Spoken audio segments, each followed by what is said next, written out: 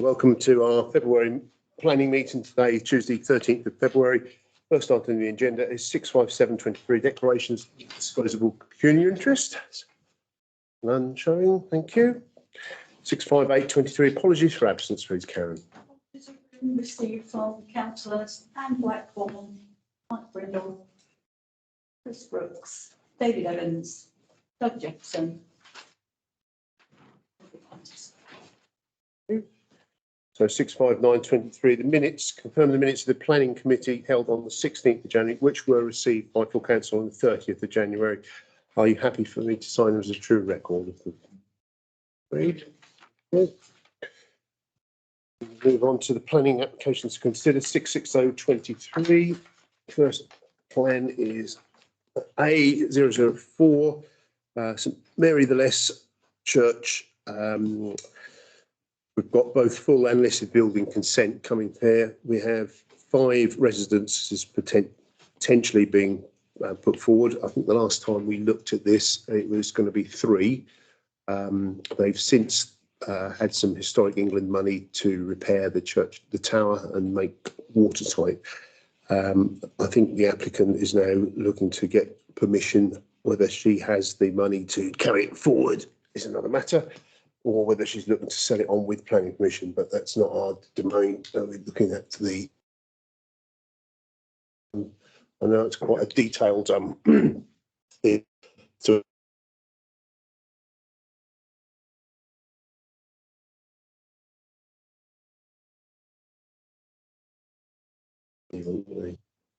Mary the Less, probably. Mary the Less, yeah. So there is more than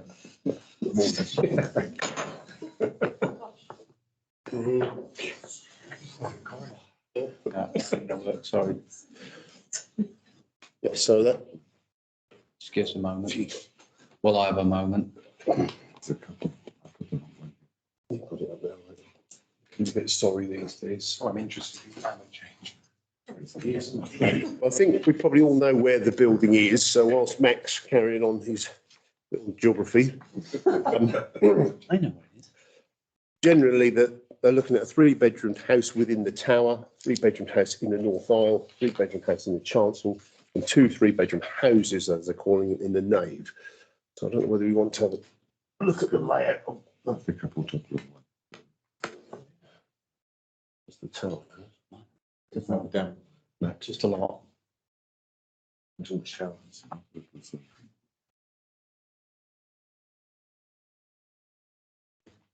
It's raised at this point. Honestly, I have no problem with it whatsoever.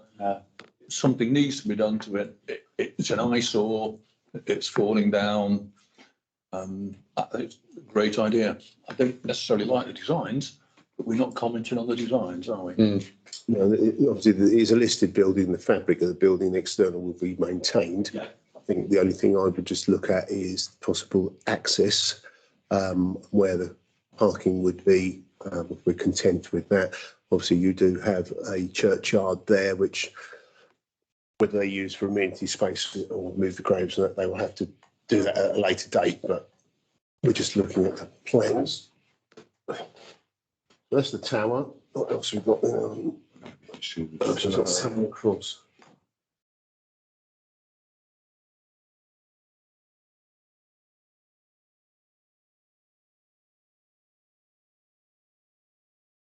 Your missile be causing in the background.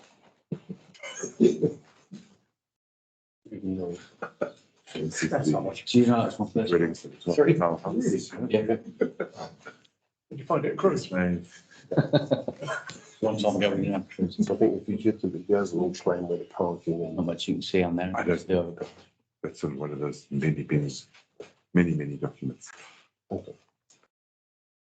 Right, so Chris. I'm like them. I'm all in favour of this. It's been a nice one for way too long. It needs sorting, and I'm in favour. We've got David and Chris in favour. Any other comments, Tim? Yeah, all of these documents were sent to us in advance. So I'm grateful for that because there was an awful lot of information there, which I think was quite useful. We've already agreed as a council the principle of turning it into residential. I did wonder if 5 was too many. They seemed quite small, but I'm happy with the principle. They spoke a lot about the historic aspects inside the church and various sort of concrete plinths and all sorts of things. And they were all documented, and they spoke about how they would be preserved, which I think we should be emphasising that that's really important to us. They didn't talk too much about the items in the actual graveyard, and some of them are listed in their own right. And I couldn't see, and I might have missed it because there's a lot of information there about what they intended to do to preserve the objects outside, and what sort of public access there might be going forward, or if it would all become private, or if there was at least the opportunity for people to, you know, look at some of the tombstones or some of the plaques and that sort of thing. I think it would be a shame to lose those features if they could be preserved some way. But as I say, generally speaking, I'm happy. Yeah, I'm going to echo some of that in that I couldn't find a lot of the detail because there's so much. But one of the things that is already starting to deteriorate is the wall. And we speak about walls quite a lot in Thetford, and are losing our flint walls, you know, quite a bit. So it'd be nice to see if that's retained. But yeah, I approve as well. So, Shall we happy to support? Do we want to add the comments made in terms of access to listed tombs? We wish that some kind of management plan is put in place for public access to those listed tombs. One of them is Richard Formston, obviously, who Formston Road is named after, so it's quite significant. Yeah, and the arms houses just across. And the wall, of course, that's really different. Yeah, and so if we can add that as well, we ensure that the existing flint wall is made good. What happens to the graves? Well, the graves themselves are in situ. If they wish to move them, then they have to apply for the Secretary of State and probably some of the Home Office to either move the bodies. The gravestones can be moved, but leaving the bodies in situ. But Max probably wasn't aware of this, but St Cuthbert's was an example where they moved the gravestones to the wall, but I believe left some of the bodies in place. So they would have to apply for that. We wouldn't at this stage have any knowledge of what they intend to do with that. Sorry, Carl. I just answer one of my questions, which is gravestones, where would they go? Yeah, but is there any plan presented to how they're going to manage not only the parking, because they now increase it to 5 dwellings, but also like the management of in and out, because Berry Road is right by the lights, you know, it's an area of a lot of traffic, getting jams there at school times and whatnot. So I wonder if they have any plans about to work around that. I don't. I think it's into and out of St Mary's Yeah. Court, so it connects to an existing road, which is a bit easier to navigate than Berry Road. Otherwise, we Only better option, really. move on then to 007. This is 6 Ouse Avenue. Removal of existing conservatory, replaced with shingle insulated flat roof, and reconstruction of gable and chimney breast using matching brick. 6 Ouse Avenue. So I think this is all to the rear. What's Max giving? I just keep saying that.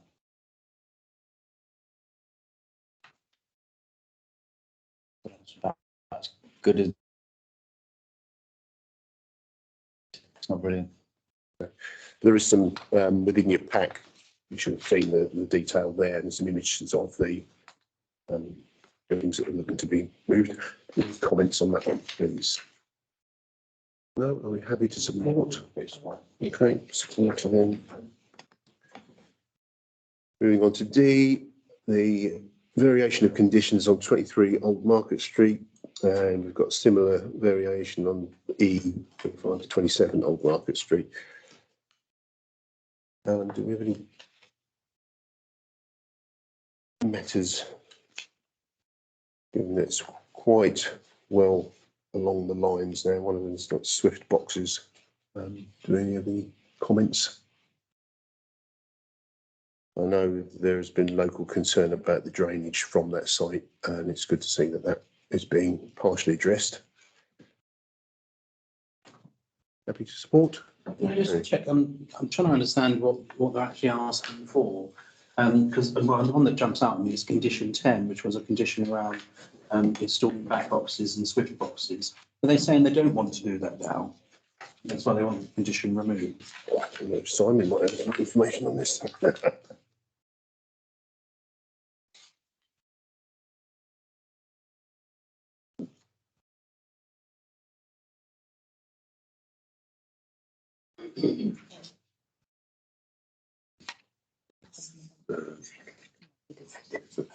Keeps keeping it away. Condition 10, Yeah, yeah.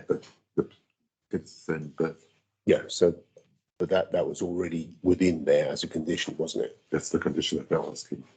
To be released. To be released from. So they're saying to be released from it, Terry, I think. Mm. As if it's been completed.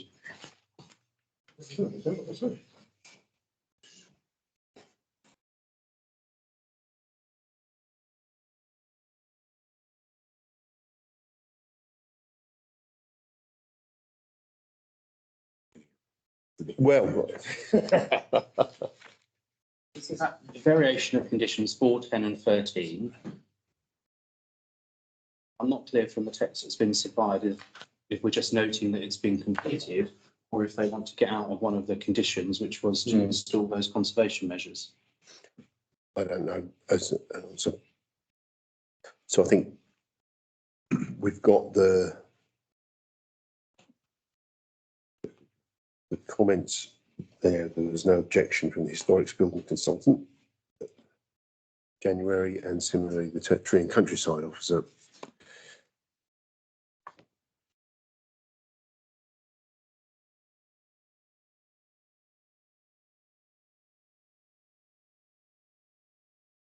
They've not provided the information. Is this something we can reject on grounds of not giving us relevant We can't make a decision on?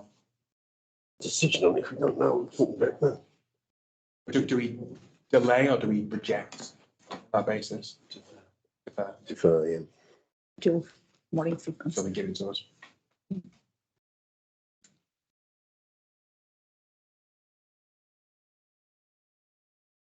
Quite often, some of the things that come through are vague, Yeah. but this is just really vague. I can't make it. If you discharged in full. Make a bigger fee.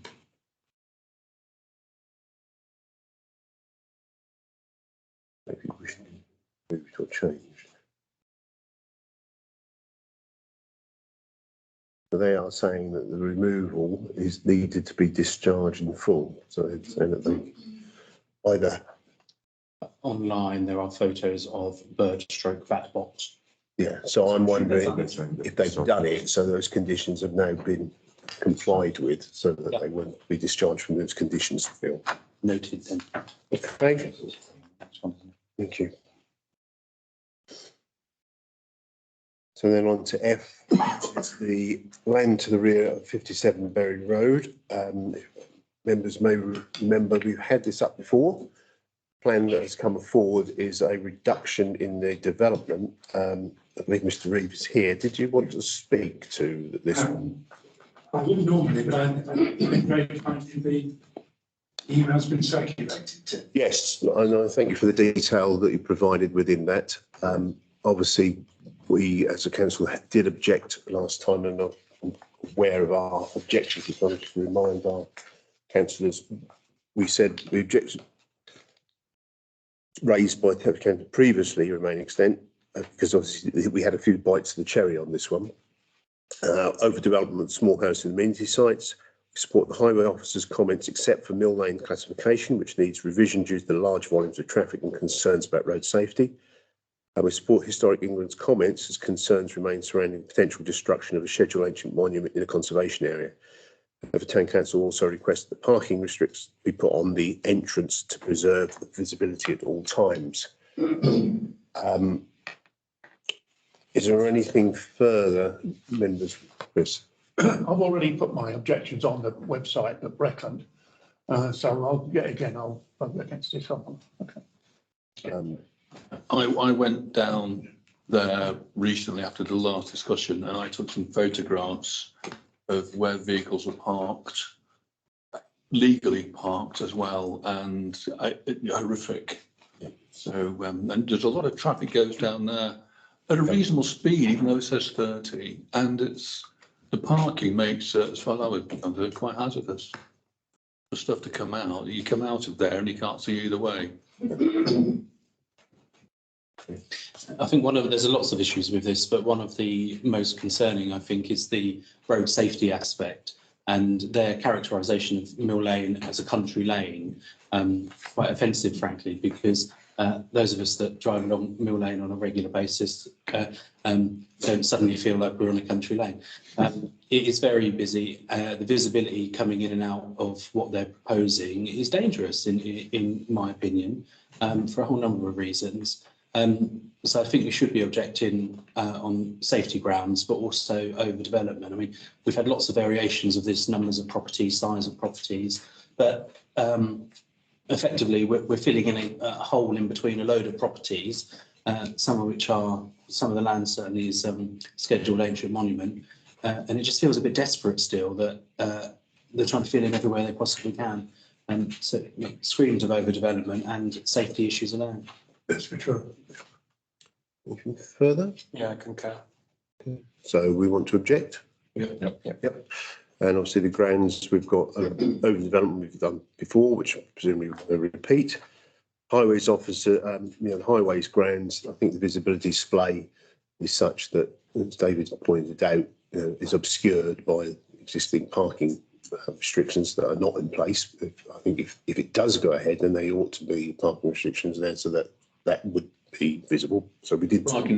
Sorry to interrupt. The parking restrictions, it's not going to stop Waitrose or Sainsbury's delivery parking their van on that curb to make a delivery.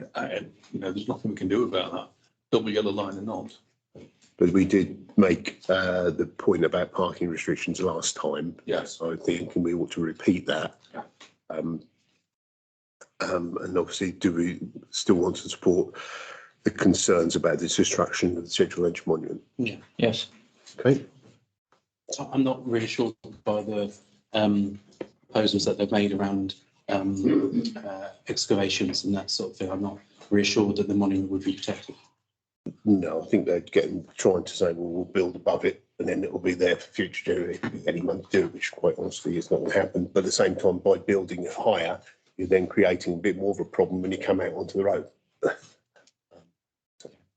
Sorry, I did have one other thought. He's put in the plan that the front access will be tarmac, but the rest will be gravel, like a track.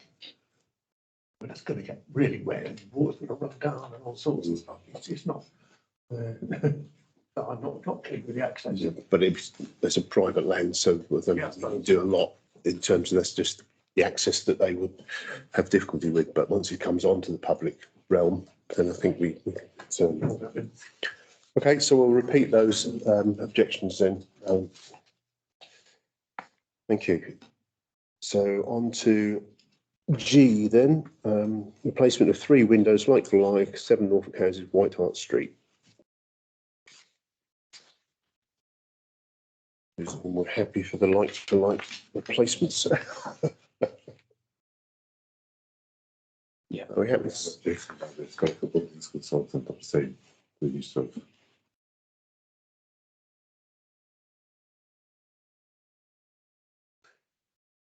Use of slim light units and sessions will not be supported. Sectional details will need to be on strictly like for like basis using single glazing.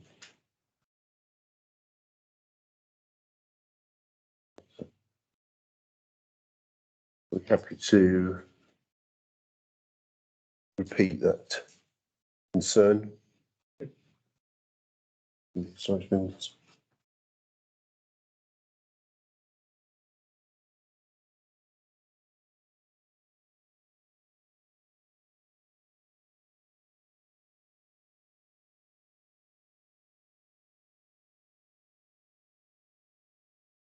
so then to late planning applications received after the agenda was published. Nothing. 066223 other planning applications. These ones are planning matters which we've been distributed by Bretland to ourselves. And if you want to just talk to those two. There was just two. One was the planning, they were not seeking our views. They were just doing a certificate of lawfulness. And I think something came through the other day that that's actually been granted. Again, I'm a simple accountant, not a planner, so I do apologise for my lack of technical expertise. And the second one is really just a notification that one of the planning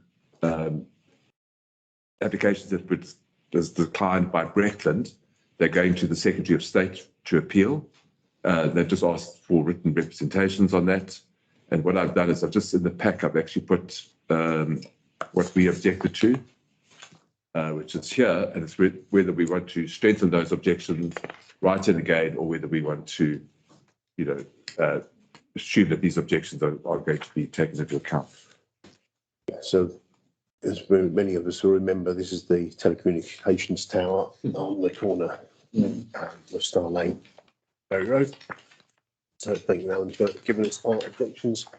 We're happy to go with those previously drafted objections. Yes. Yep. Okay. Answer none then, Alan. Thank you.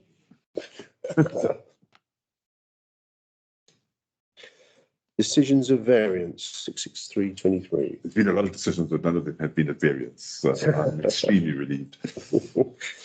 66423, items to refer to the Greater Thetford Partnership.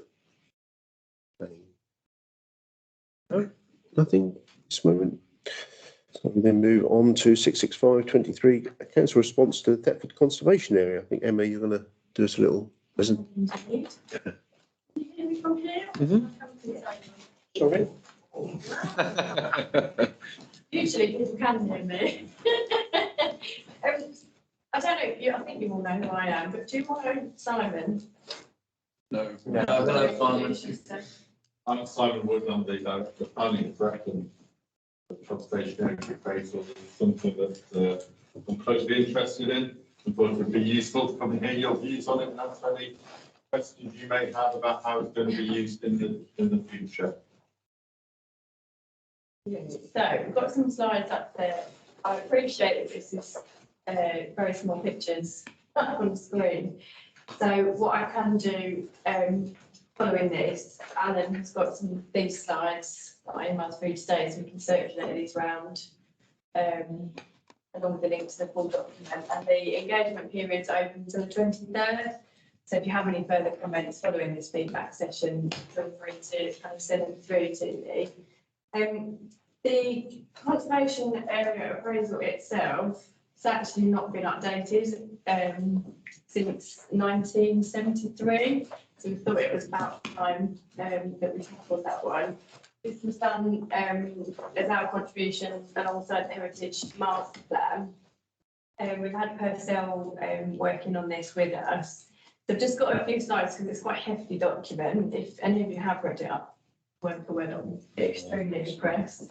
So the reasons for the appraisal is essentially to identify features that make the area special, ensure that change within the area will preserve and enhance special character, provide an evidence base for determining planning applications within the area. It's looking to review the area's boundaries, part of this review, and will also create a plan of action for the area. Next slide along, so this is the current boundary here. 1972, apologies, even earlier. This covers the main town centre itself, and then all the main roads coming out, and some of the open green spaces as well. In terms of summary of the significance and character of the town, on the next slide, please.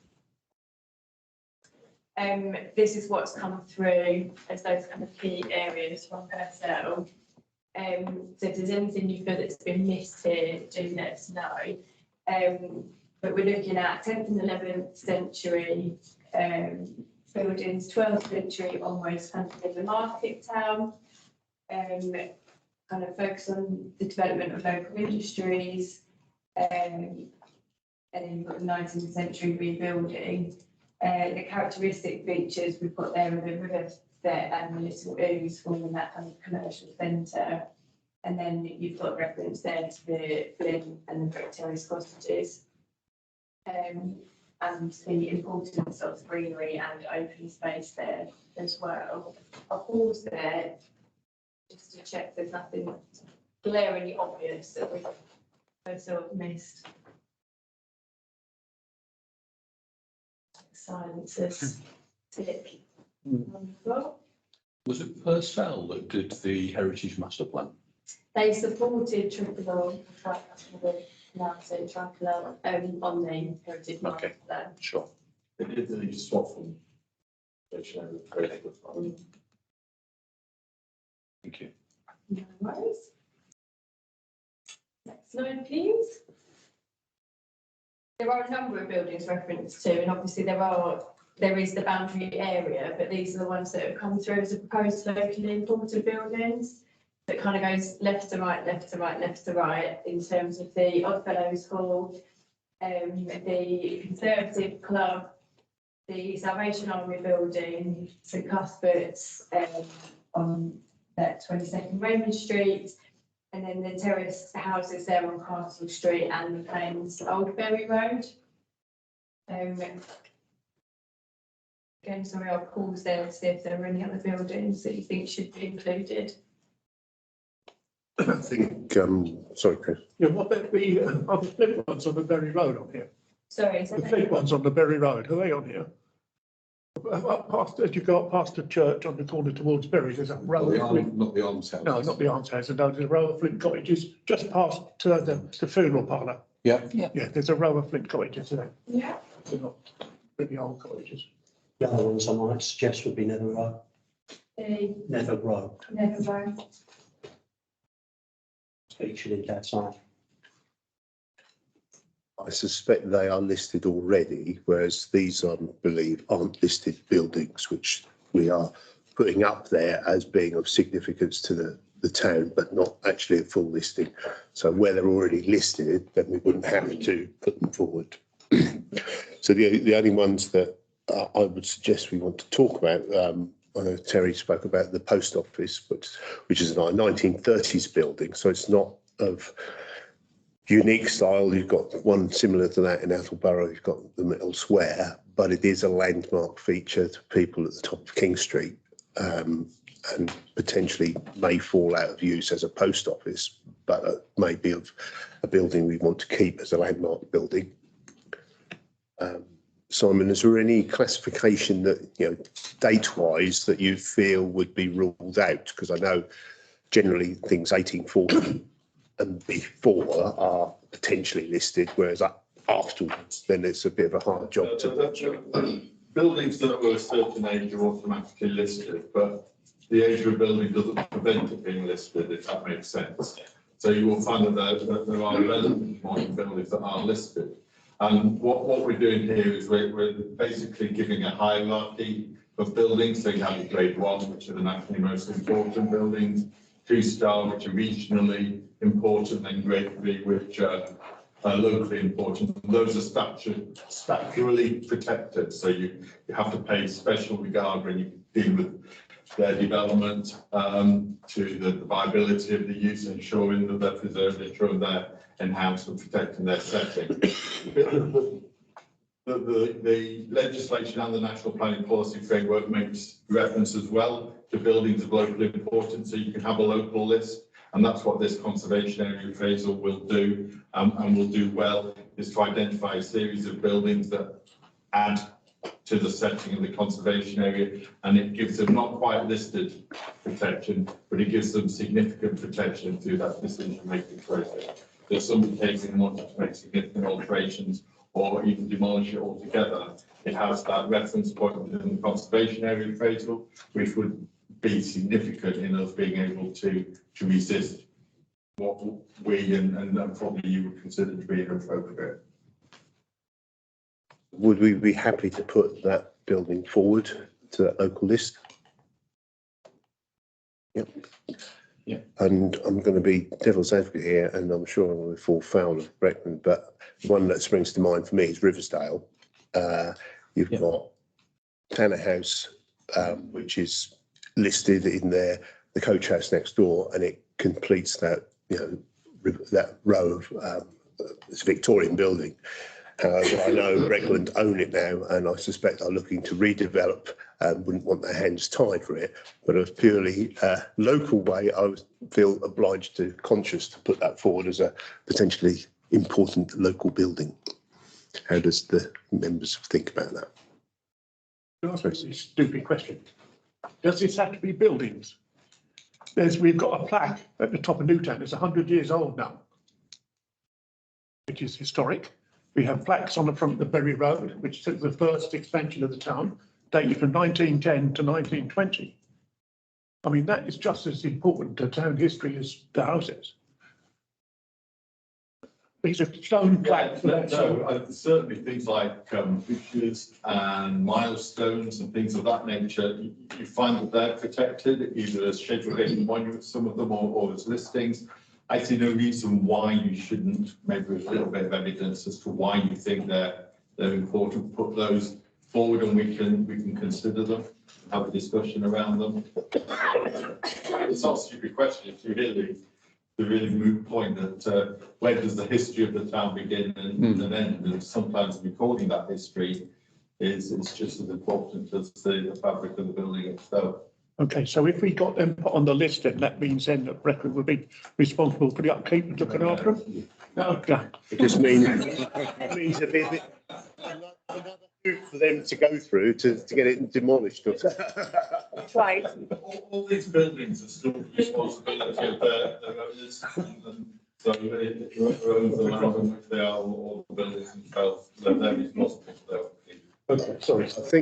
I think just on that line, I've got Stuart and then Mac, but not White City is being put forward as in part of the increase of the conservation area, and there is a plaque associated with that there. But then you've got One and Newtown, which we all need to raise some money and somehow get them restored. It's just finding that ownership, Simon, because I think we have a difficulty there. So any assistance that you can give, how we could do that as a community. I'm assuming you've gone through land registry.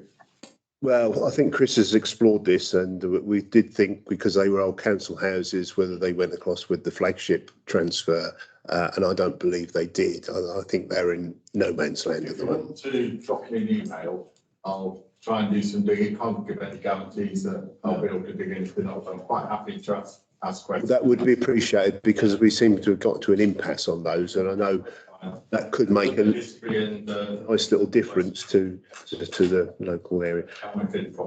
Some pictures and send it across it. If we can see me in, well, because I'm looking at wayfinding and signage, and we're looking to, I was going to mention this again, but we're looking to learn a lot of lessons, positive lessons from Swaffham. They've done some really good work. They've secured a lot of funding there through doing the Heritage Action Zone and the review of their conservation area appraisal, and all of that information is really helpful for us to kind of gather. Is the building, as you go Three Bridges, the one that's got the trees with a wall down now, is that listed? I think it is, yeah, because it's got quite a history down there. It's got a really good website. Yeah, it's falling down. And you can find the listings. As part of the thing, it does show you the listed buildings, and I haven't got them on these slides. I'll find it. They are. So I've got Stuart then Matt, sorry. You said about Nether Road being listed. How come number 2 and 4 aren't listed? Yet 6 to 24 Nether Road are listed buildings. Don't know. All at the same time. Well, I think that It's the actual row, is it? I think the other ones are. So I think, Stuart, that would be the catch-all, that if they're not listed, then we would want to put them forward to be on the local list. Bedford isn't responsible for listing buildings, that's Historic England. But we could nominate them as being on the local list, so You can even nominate them to Historic England if you feel they're worthy, but. Right. So It's not the most beautiful of streets, really. So Bridge Street going in, but where you've got Studio 5 there, that's a really old entrance into the town, really historic buildings, and they are falling apart slowly. So that, and again, flint fronted, very typical of the period. We're losing a lot of those.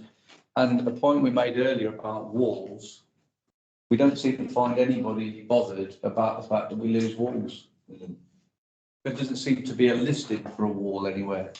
No, walls can be listed, and if walls are connected to listed buildings, they form part of that listing because they're within the curtilage and they're attached to it. So the listing isn't always the building, it can sometimes be, can also encompass buildings in the garden or the curtilage or walls as well. So it's worth remembering that. I think one of the issues with a lot of them, and we get called out as a building control service for dangerous structures, which is often walls. Flint coming loose and walls starting to get holes in them, is finding ownership and finding responsibility to actually repair those walls. So it is an issue. There's no easy answer, unfortunately. But if people think the walls are dangerous, then they need to report them to us. Okay, thank you. I was told that thought as well, because my last slide will come to the key recommendations that will form part of the kind of action plan out of this. And that's not on the list, so I'll hold that thought. The next bit is the boundary alterations. Next slide. So actually, just looking at this, I thought it rang a bell very right. So actually, there is a proposal where A is on the bottom left hand corner. The reason that's been included is to include the terraces on Berry Road. So that has actually been included now within that, so that is good. Things like nunnery cottages, down at the very bottom there, we feel that they merit full inclusion. They were only partly included before, so I think that is an important alteration there. Melford Bridge, that's included, Norwich Road Academy, and then things that we've taken out, things like Brandon Road, because these are kind of new housing developments that are attracting away from the Grove Road one listed monument that's there. Grove Lane, because again this is a housing development and a doctor's surgery, so that has no historic value. And Castle Street, a very small exclusion there, because those are two modern houses now that have no heritage value. Okay, so I've got a couple of points on this one in terms of the bullet point 3. You mentioned the almshouses. They're not, Fulston is spelt wrong, but they're not Fulston almshouses. I think you're talking about the red brick ones along Berry Road, showing the Carley ones on the, so that needs to be amended. Yes, I'm supportive of White City coming in because I think it is quite one of the earliest council estates in Norfolk. It's always been known as White City. Nunnery cottages, yes, Melford Bridge. I did have a thing, Simon, because that's marks our parish boundary, we'd like the bridge in, but the other side is obviously not us. The conservation area is not necessarily just to the Thetford parish. No, conservation areas are the boundary blind. Yeah, okay, that's fine. We want to make sure we've got the whole of the bridge in. I didn't want half of it in. Norwich Road County. So then a big one really is Brandon Road. You're taking out Holy Sepulchre and School Plain because Cannons Close has been built since the original conservation area was earmarked. I still feel we ought to still retain the Cannons and the School Plain area within the conservation area. Historic England are working on the wall at the moment. The scrub has been cleared along that area. And I think we would like to conserve that area as it is now. And is that something that you've got a view on or you're vehemently against, Simon? I've got a docket. I don't know enough about it to give you a view on, but I'm quite happy to go and look at it and give you a view. Okay. Because I think you've got the remains of the Tyne on there, which is used in the car, and it's still quite an attractive flint wall that is still there. And obviously the Holy Sepulchre is the only remaining upstanding one of that denomination in the country. So it is a grade 1 listed, and I just think the attachment from there across to school, hence the name School Plain, really ought to be kept. And I think if we lose it, then you're potentially opening up that area being developed at some point in the future. So if somebody just drop me a very quick note, and I can just have a look and go back. yeah, well, I've done a little. So the other one that I did feel we ought to be bringing in was the Borough Museum into the conservation area, because at the moment it goes down Minster Gate and excludes the Borough Museum itself. And I just think, well, that building's grade 2 listed in its own right, is typical of the age, and it has. When the borough works at its height, it was the paint shop, and I think that ought to be conserved. I just assume somehow it already was, because we look at it as an historical staple in town. For the sake of where the line goes down Minster Gate, it misses out the Borough Museum, to just bring it round into it, I think would be useful. Makes sense. Any further comments on that? There's another 3 listed buildings there in St Nicholas House and the 2 courthouses next to it. But they are within the conservation area. They are, that's what I mean, and this one's just over the road. It's just across because at the moment it goes down the middle of the road, it doesn't bring in the museum, so we think we can bring that in. Right, on the next slide there, Emma, sorry. No problem. The next one looks at the key issues that were kind of brought up. So I'll just kind of read the headings on these ones. So you've got the quality of design of new building extensions, mainly the point that they're unsympathetic to the buildings that are there, the condition of buildings and sites, inappropriate materials, inappropriate alterations, shop fronts. Probably don't need to say any more about that one. Public realm, and then traffic and pedestrian safety are the kind of key things that came through as issues and challenges within the area. Anything that glaringly obvious that's missing, or any kind of queries on those that are there? That just sounds like one of our planning meetings. They're all the things we object to and all right. get passed through. It's the ones I'd like to add, which when you looked in the detailed body of the report, it's under key issues and it summarises some of those. But what it doesn't do, one of my little bugbears is our inconsistent street furniture, where we don't have a standard street name signage, and it'd be lovely to have black frame metal signs, which are even the legs are black. At the moment, we've got some which are back faced with wood, which have been split and get snapped off. We've got plastic ones in there. I think if you are going to be serious about this, then we ought to have, a typical standard, good quality street signage in there, which at the moment we pay no reference to. We might cursory just pop it up to something else, but I think pinning it down would be useful. Similarly, street furniture should be painted black. We was always told that within the conservation area. When I've got county to do things, they have paid reference to it, albeit when you do point out that one hasn't been done, then they haven't come back and done it. And then we get the argument that, well, if you want something extra, you're going to have to pay for it yourselves. Well, is the policy we have black street furniture, and I think we do, then it ought to be put in black rather than, you end up losing. So when we come on to the likes of the marketplace roundabout, we've got 3 heads on there illuminating the one-way roundels. We've got 3 different design stroke colours there. So you've got an old one painted black, you've got a new zinc one unpainted, and then you've got a new zinc one painted black. So when they're in close proximity, one feels that we ought to be doing ourselves, a smart job and getting it all the same. And at the moment, anything goes.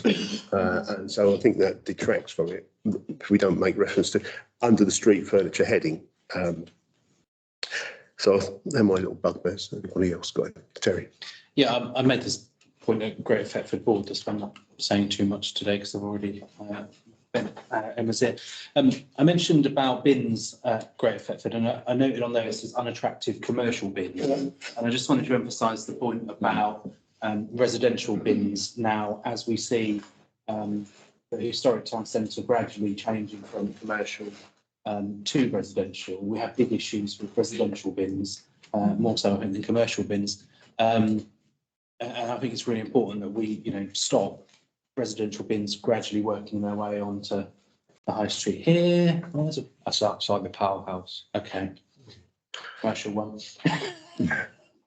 They tied it to the gate as well.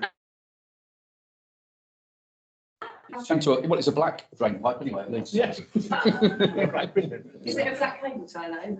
No, it's a padlock. It's matched. And then a bit about poorly designed hard landscaping.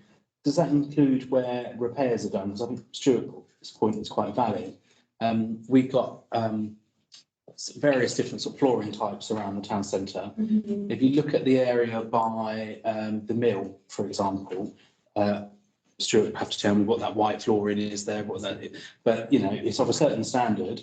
Every so often one falls out, I report it to county and they, put plastic or whatever else and fills the gap, hard surface. And similarly, we've got quite a lot of pebbled floor around the town centre, top of White Hart Street by the traffic lights there. I've noticed there's a number of pebbles come loose.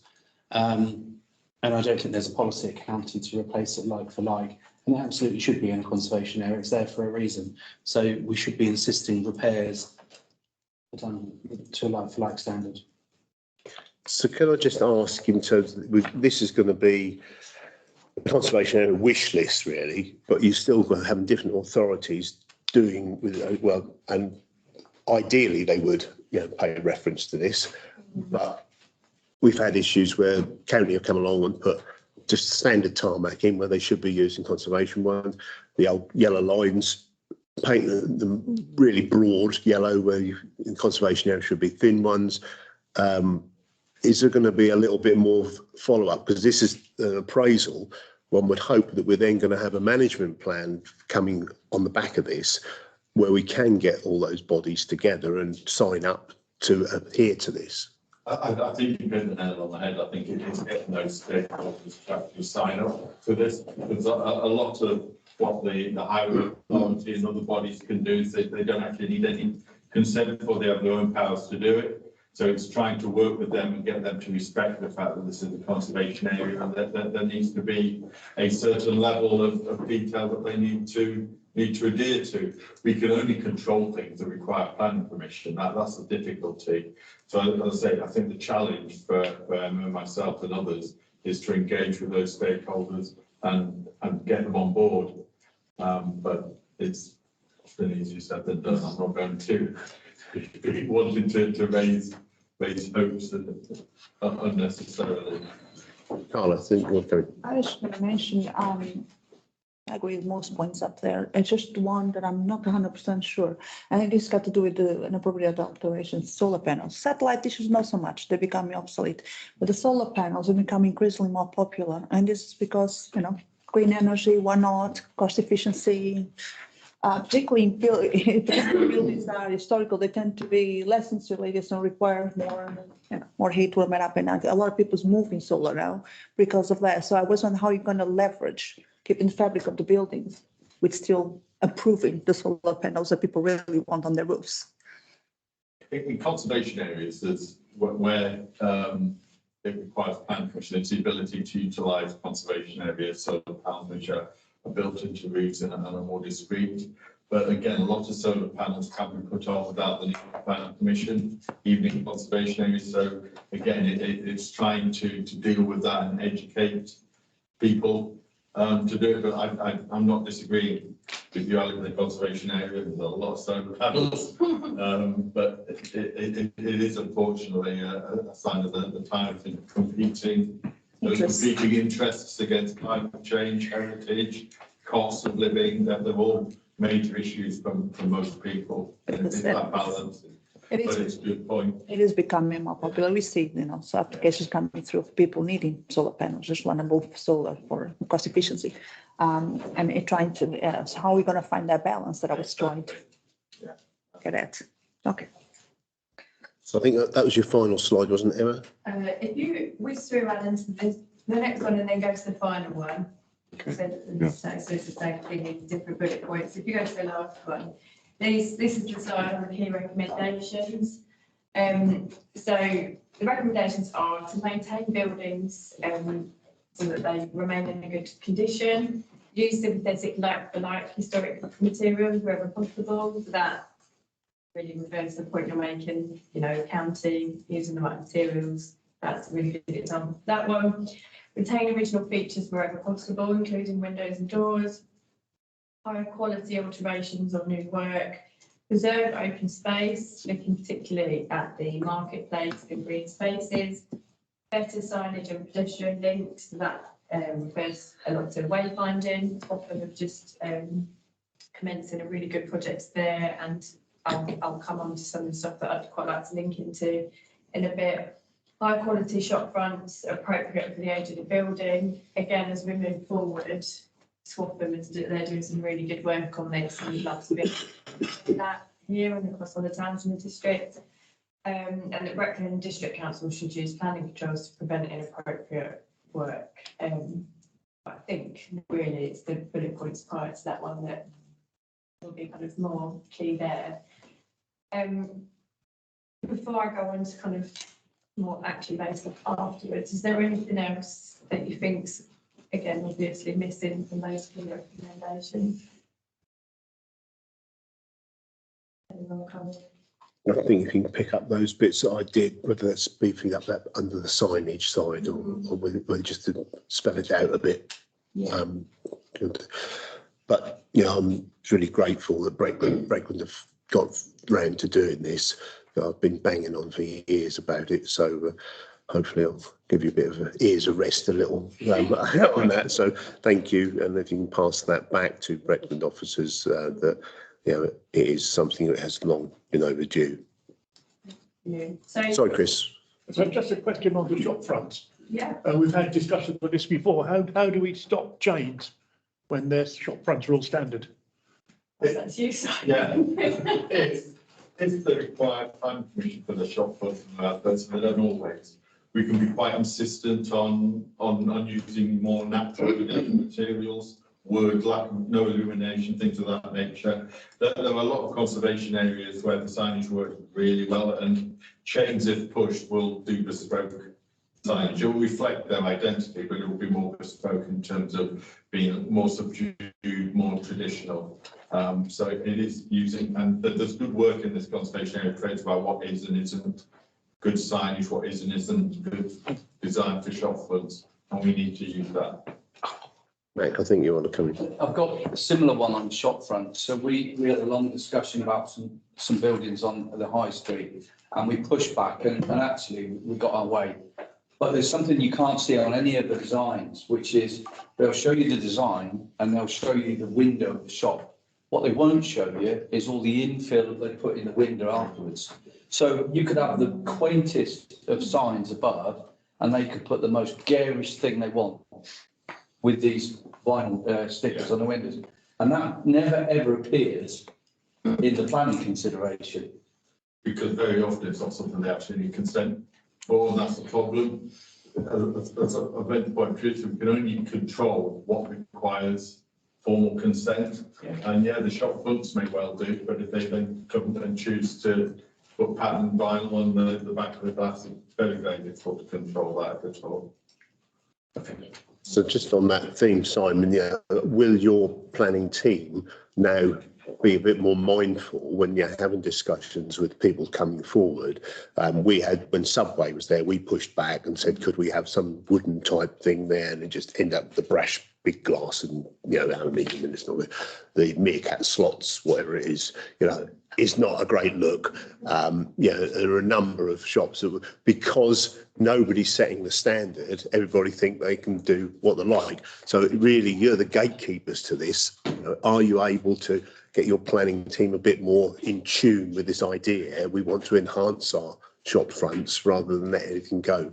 No, I think it's a perfectly valid point, and I think I accept that, not everything is ideal, but what this does is it gives us the tools and the stick to say to people, no, this is the character of this conservation area, this is what we require. We've got an adopted document that's been brought into. It carries the same weight as the local plan and neighbourhood plans, etc. So, yeah, it's a powerful tool in our armoury now to be able to do that and lift. And I think I would hope that if we went and spoke to Swaffham Town Council, they'd say that having the conservation area appraisal has lifted the level of design, and certainly for my officers, it's enabled them to be more robust and being able to push back and say, well, if you don't like it, we go to appeal. We've got a conservation area appraisal and a management plan. Okay, so that's pleasing to hear. Just on Mac's point about the infill, I know where we had Pal House in the past, they put a load of garish,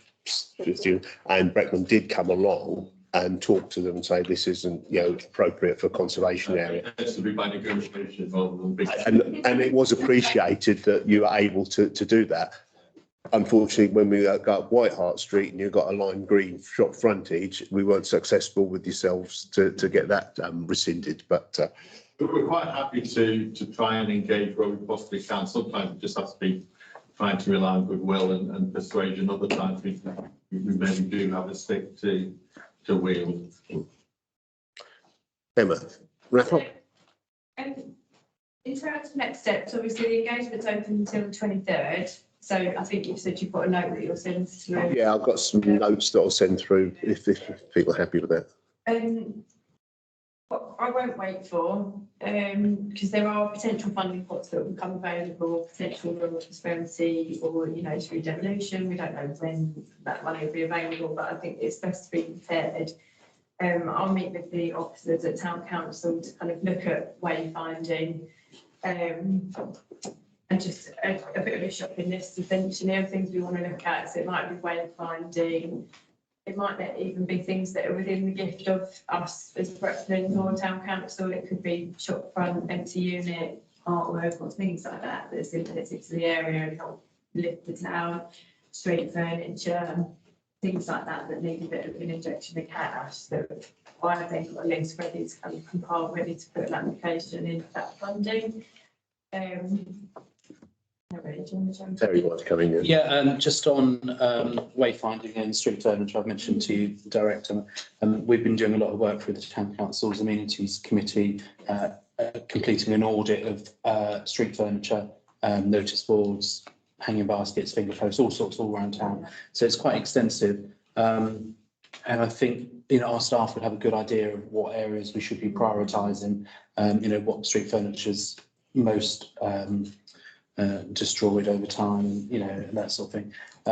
But I think that's a really good way that we can move the town centre forward by a sort of joint approach on that. So I think that's really positive if we can. So I'm linked up with Nick already, and then we're seeing what capacity can support Breckland and to kind of get some cash in and to kind of get that revenue push going or capital. The vast majority of those items that you mentioned are owned by Town Council, and obviously we just don't have the funds to replace them, certainly not at the rate they're damaged. So that'd be really good to have a conversation. Yeah. And then I think the other bits for the like, if it's county or Breckland, just think really making use of the GTP. So if there's anything really glaring obvious that is a problem, definitely use that platform to kind of shout about that one. All my posts to go and badger people at county. So just back to that wayfaring and that are welcome to Thetford signs with the map on, you know, they're well received, still well used. Unfortunately, they're well out of date because the bus station moved quite a few years ago and they've not been updated. So it'd be nice that we could get the obviously the frames can still stay, but the content needs changing. And similarly on the railway station, you've got the Thetford map there, and again, it points the bus station in the wrong place. And it's just a little running saw that when you show people. Those 10 years ago.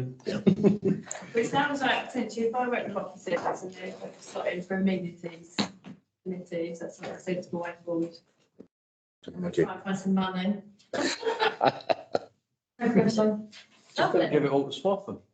Well, yeah. I'll turn now. Get your big net out, Cathy. Don't you think, Stuart, we could possibly go and have a visit Stuart and Swaffham to see what they've done? Be pleased to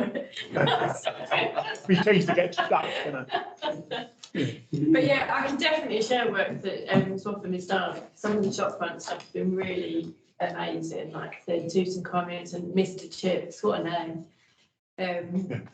Your face makes it all. What? See, I remember it now. Yeah, it's not really in keeping with the heritage, but they've managed to make Mr. Chips fit with the town, so they can do that. It's quite different. I think, it's a set, once you get the ball rolling, then everybody's, adhere to a style and a bit more sympathetic than the moment just garish wins. Right, is that it for you then, Emma? So then we're moving on to the next one, which is the design guide, public consultation. This is Breckland wide. Simon's probably got some of the things that we've just talked about are already covered within there. I did actually participate in a lot of the workshops online on that, and it picks up a lot of what we would say is good stuff that we would all hope would be delivered. I do sit there and think, well, actually, it'd be nice if they was adhered to, because I think a lot of these things should have been done anyway, and the common sense approach. So I've got nothing really to add to that. It is a meaty document. It is Breckland wide. There's some good examples in there of what is good practice. There are also things where they're saying walking, cycling, for example, they look to enhance what's there, connect to existing routes and things like that. But I would try to, whether we could be beefed up, that we should be looking for opportunities whenever development occurs to enhance walking and cycling rather than just a pure new development. I think there's two elements to that. The one is through the design guide highlighting that walking and cycling is an important part of placemaking, and therefore it's important that they're built into development. So what the design guide will do, and again during the local plan process, it's important to raise these issues. The design guide will become part of the local plan and the development plan, and it's exactly the same with the conservation area appraisal will, and one has to feed into the other. And if we've got an evidence based on a document that says that those are the sorts of things we need to be looking at, again, it gives us that evidence, that stake to be able to go to develop, that you have to be able to provide these. This is an important part of the character of this area, important part of making that place, and hopefully then we can push developers. I've been doing this so long, it's only really in sort of the last 5 to 10 years of design that people suddenly realise that the design is something that planners need to be worried about just as much as architects and master planners. So hopefully over time we will see that bear through. The little one that springs to mind, sorry, Pete, I'm going on about this, but the ARC development. Yeah. Suddenly you're putting a new build there, but you should have an opportunity to widen the path, because you're going to have 5,000 houses stuck at that end. Widen the path and put a little bus stop in there. At the moment, we do make comments to these things, and it gets thrown back, but that should be having the conversation with developers saying, well, actually, because if you look at the corner of Glebe House where Vicarage Road meets Norwich Road, when they redeveloped that, they did widen the path and made it, all right, Darrow's were further down, but suddenly if you're walking a pushchair to school, you are able to cross with another pushchair coming along. And so by little, those little opportunities can be joined up and can make life better for people. Well, what we've got to be mindful of, though, is being able to demonstrate and evidence that there's a requirement for that, and then get the highway authority to buy into it. If we're looking at how we deal with bus stops, how we're dealing with pavements, how we're dealing with the highway generally, because they're very often outside the control of a developer. So it's not a straightforward process. I'm not saying we shouldn't No, take it on and look at. where the arc is, there's a little wall there, which they're going to probably demolish anyway. And for the sake of moving that half a metre, or the boundary back half a metre, you've suddenly allowed people from Cloverfield walking up that way and not using. Yeah. Sorry, I just got the bit. Hazel. So I have read through the BP document. So there's, just to echo that, there's some really good stuff in there and stuff that could be strengthened, but I don't fully understand how much it would be enforced. So for every planning application that comes, do you say, well, actually, you haven't met these things that are in the design plan? Yeah, effectively, when we adopt it, there'll be a requirement for developers to provide a statement to demonstrate how they've complied with that, how they've had regard to that, and how their design flows from that. I think it's fair to say that what we're not looking for is a rigid tick box process. We still want innovation and we still want interest and variety. But what we want that to have regard to its context and be complementary and not harmful.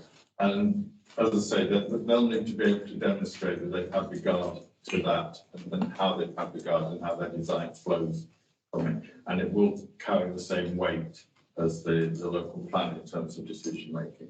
And we will be able to refuse planning applications where appropriate based on non-compliance with that design guide. Okay, so do you think it will have a fairly big impact on how things go moving forward? I don't think we'd be doing it if we didn't think it would. It's been a lot of work and a lot of expense involved in it. And I know Rachel spent many days and weeks working on this. And I think, yeah, I think it's a really exciting document. And I've been to workshops, and I know Stuart probably has, where developers have actually taken part in those workshops, and it's been really positive that actually it's not so much sort of a template, but there is something there that they can reference and help inform. We all know that if it has to be in Basildon, it could be in Norwich, you can't really tell because that uniqueness has gone, and this is what we're trying to get back. Carla. Just following up on your comment regarding that, you have to follow the set of planning tick box exercise to see what develops meet those criteria and which ones don't. But you did say there's a remit there, it's a space for discretion to, some leverage for people to be creative and why not. And you did mention that is based on local insight and to fitting within what suits the area. Now, I think most of us agree at this table that we're quite frustrated as a council sometimes, because the whole idea of a consultation group is that we have the local insight. We know the local area best. So when there's that, when it's black and white and you have to tick the boxes, yeah, planning, legislation, whatever comes, and you guys just say yes or no above whatever we discuss here. But when there's that leeway, one would hope that our local insight would have more weight on the decision. We see quite often that our decisions here are completely, with all due respect, ignored, sort of brushed under the carpet. There's been a lot of occasions where we feel strongly about something here, where it's not written in stone sort of planning rule that is at stake. There's more of a within that grey area of discretion, but us as local members know what we can reflect our constituents' views on what's best for them locally. We made that very clear with our decision here when we give our support or not on objection to any motion that comes through. But then when it goes to your department, African Council, for you guys' decision, more often than not, it gets disregarded or gets overturned. Do you have a specific answer why that happens? No, and I think that there's 2 points I would say. One is in relation to the design guide. The reason why we've had, I think, 3 consultations on it is to enable people to feed into that, so we do get that local element to it. In terms of the role of the parish council in the planning process, we've had a discussion. I'm going to be coming in and chat with you specifically around that at a convenient time. because I think it is interesting. I think that the point I would make is that parish council and town council comments are never disregarded. They're always considered, and you will always see, if you read a report, that they are referenced and their responses made. There will be times when those responses are positive. There will be times when planning officers disregard or not disregard, aren't able to follow through the recommendations that come from town council. I would hope that is referenced in the report and it's made clear.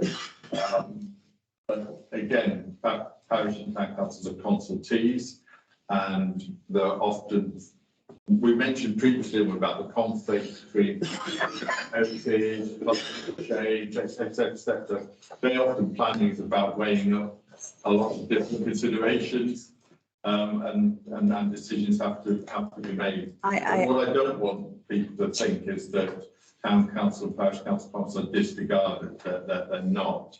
I think we may well differ in terms of the outcome of consideration. Yeah, I think from our view is that percentually a big number of the decisions we make here as a group, when they go up to the district, to your department, there is a big number that gets overturned. So I'm not saying that it's disregarded, but many of them, they just don't, they tend to be differential views now on the same planning application. Yeah, I think that's what frustrates us as a council and as councillors some of the times. I'm quite happy to come back and have a specific discussion about how the planning process works, the role of the parish and town council within that, and how we make decisions and statutory framework in which we have to make decisions. I appreciate that. I think working together, there'll be less percentage where those decisions would be opposing a more consistent approach how to pass on to the decisions made to the planning application. It was very interesting sitting on the debate earlier,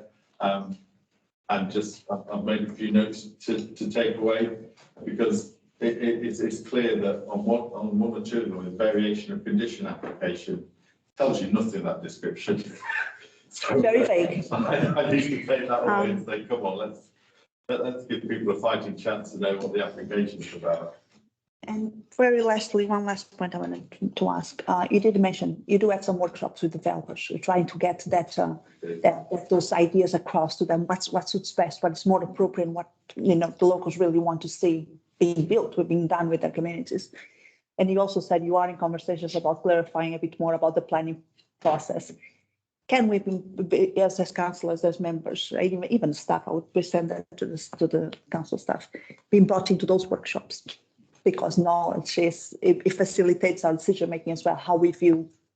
I think, Carla, Simon and Alan are in conversation with the view to giving us a planning workshop dedicated to us to talk. That would be very useful. That's what I'm trying to get at. Yeah, that would be useful. I think in terms of, we don't have regular sessions with developers, but the point I think I was making was that the design guide consultations brought together people from very different areas. It brought Stuart and other parish and town councils, when district members went, residents, community leaders, developers, architects went to those sections, and it was a good cross-fertilisation of ideas, because everybody has different rationale for why they want to go down a specific route, and it's trying to overcome the tendency for some house builders, certainly volume house builders, to just use off-the-peg designers and accept that actually it probably doesn't really cost much more to use more traditional materials in areas, to look at how you design and provide variety to those buildings. And certainly the national guidance now, and this is relatively recently, which has led to the design guide, gives planners much more confidence in being able to tackle those issues. Okay. Yeah. Right, I'll call the halt to that, but just thank you, Simon, for coming along tonight. And I appreciate you having that little dialogue with us, because we don't often see you, and hopefully we'll see you in the future with a little bit more training with Alan. Yeah, I'm quite happy to come on with a bit of just don't make it pancake day then. I thought you might have brought some for us. Got them in the car.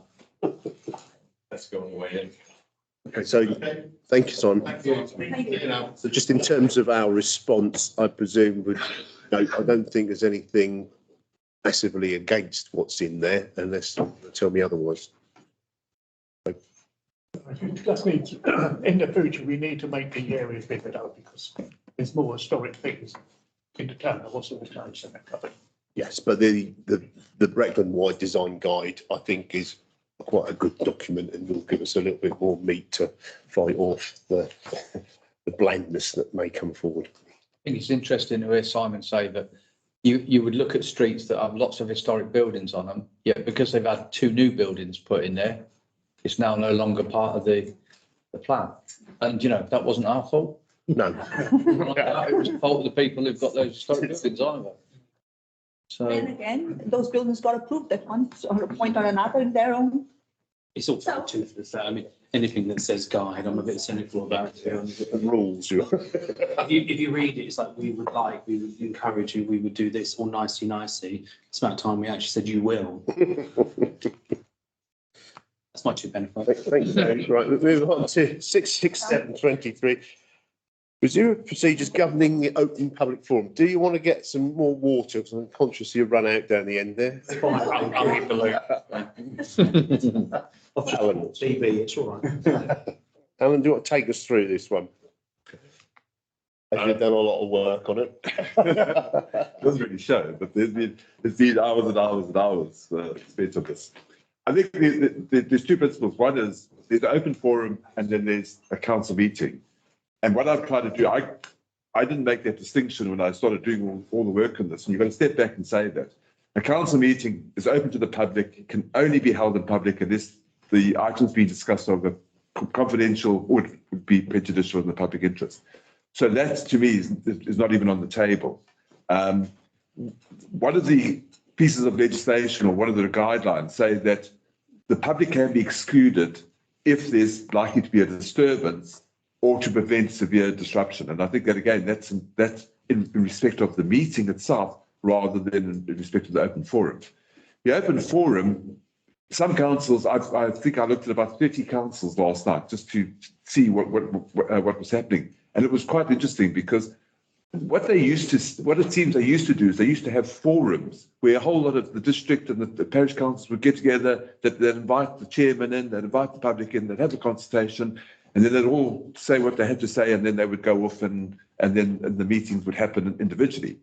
What we've got in the situation is most of the model standing orders, and if you look at the legislative books that we use as guidelines as officers, they actually encourage public participation. So they say, have public participation. It's not part of your meeting. So some councils, we do it right at the beginning. Some councils start their meeting, suspend it, go to the open forum, and then resume their meeting. And I think it's really a matter of how do we actually deal with that? And that, to me, is the key issue. I looked at some of the councils that have got model standing orders that follow what we've got, and then they've stuck something right at the end, which is totally contradictory to what they have. Harpington is a classic example of that, and I've used that extract. There's another one which is one from West Sussex, where they actually use more of a consultative process. So it's not actually the council. The chairman meets with the public beforehand, or in our case would be the mayor, has a discussion, says, okay, we can deal with this. I will put it into my offices. I'll write a response. This has got nothing to do with us. So I suggest you go do X, Y, Z. And there's a little bit of a decision tree around that particular process. And that might be something to think about. But I think at the end of the day, when I went and got, straight after the last meeting, I went and got some peer advice as to, how would people deal with that?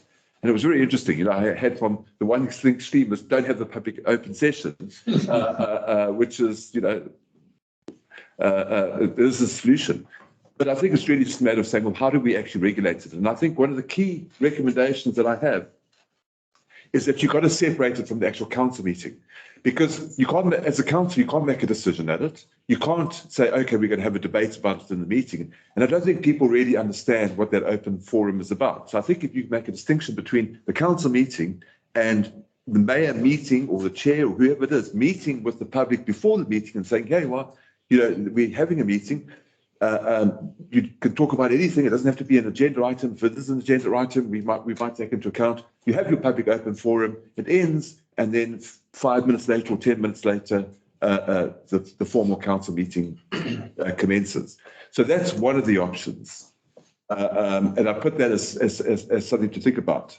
The other issue is our ceremonial town councils have been targeted. You know, our February meeting last year was in this particular room. It was a nightmare. We had all the regalia out. We were sitting here. I think we had 300 people in this, probably 300 people in the whole building, but people were in this room, people were down in the hallway, down the stairs, and it actually was a very unpleasant situation. We have staff. We have the mayor's chaplain comes along. We have additional staff members, and to have risk the disruption of a meeting and ceremonial town council, I think is quite high. There's a whole lot of, there's 4 or 5 staff members that just sit around and wait for something to happen or nothing to happen. So that would be another suggestion that I'd have. The other thing that some councils do is they say you have to submit your questions at least 1 clear working day before the meeting starts, and only those that submit questions will be considered and they'll be answered. You can't ask questions at an open meeting. Then the other thing is, it's very clear, and I think this is where a lot of the confusion comes from. The rights to record a council meeting are entrenched in legislation. Like I said, there's no dispute about that. But an open public forum is not a council meeting. And we as officers, I believe that as acting town clerk, we have a duty to the public who do not want to be filmed. They might not want to speak, they might not want to, all they want to do is attend a meeting, and they should have the right not to be filmed. And I think what we did at the last meeting, we quoted the wrong piece of rules and regulations, but the gist of what we did was 100% right. So the filming of that has to be, you cannot film this. There's no right in legislation. And I always go back to the sequencing of legislation. You know, the regulations that gave the right to film is dated 2014. The Data Protection Act is dated 2018. All our GDPR stuff comes out of the Data Protection Act of 2018. So you can't take a piece of legislation in 2014 and say it overrides subsequent legislation. I don't think it works like that. So we have to be very conscious and make sure that that message comes up. And I think the messaging before we actually start a meeting, before we start our open forum, has to be there. The other thing is, I think we have to have a decision tree process. We will deal with this. We will come back to you, right to the town clerk, whatever the case may be, to deal with it. So if someone raises a question, you know, if it's got nothing to do with us, is to make that point and say, well, you know, here's Breckland's details, Norfolk, Parliament, 10 Downing Street, whatever the case may be, so that there's actually a response to it. Because at the moment, I don't think we really respond. People talk and then we don't actually come back to them and say, well, I believe you should do that. And then lastly, it's just, again, reinforcement, you know. So we have a guide. A lot of people criticized our guide. I wrote the previous version, so I wasn't that, you know, didn't take criticism very well, but I have amended it and I've tried to make it read a lot better. And it's just to make sure that message goes out. So that would be my recommendations that the council needs to think about. But by law, we don't have to have the public participation. Mm. And if we are going to have it, then we need to make sure that it's not disruptive and that it serves the purpose. So those are my factors for the committee to think about. Terry. Thank you, and thank you, Alan, for your hard work. It was interesting reading through that today, and informative. Do you mind if I go through? There's 7 points here. Do you mind if I go through them one by one? Yeah. Point 1 is council meetings should be solely hosted by the chair. I think we have to be transparent, but I think we have to look transparent as well. I don't think that, you know, all due respect, Stuart, I'm sorry, but it doesn't look good as the council if we're, in inverted commas, hiding. So I'm not convinced about that. Ceremonial town council meetings, can I come back to that one a bit later? The questions with notice, which is effectively what point 3 is, I don't think it would stop the bad behaviour. It just acts as a disincentive to those who want to ask questions, I think. So I'm not sure that helps massively. Question 4, I think it's interesting because we're talking about filming a lot. Item 4 talks about recording. And as well as filming, they can be recording and they shouldn't be. Now, it's unfortunate everybody has a mobile phone with them, which they can record on. So I could see us coming into conflict on that. But the point is, if there's no recording, there's no recording. And I think this should be highlighted at the start of the meeting, perhaps, what the rules actually are in quite clear terms. Item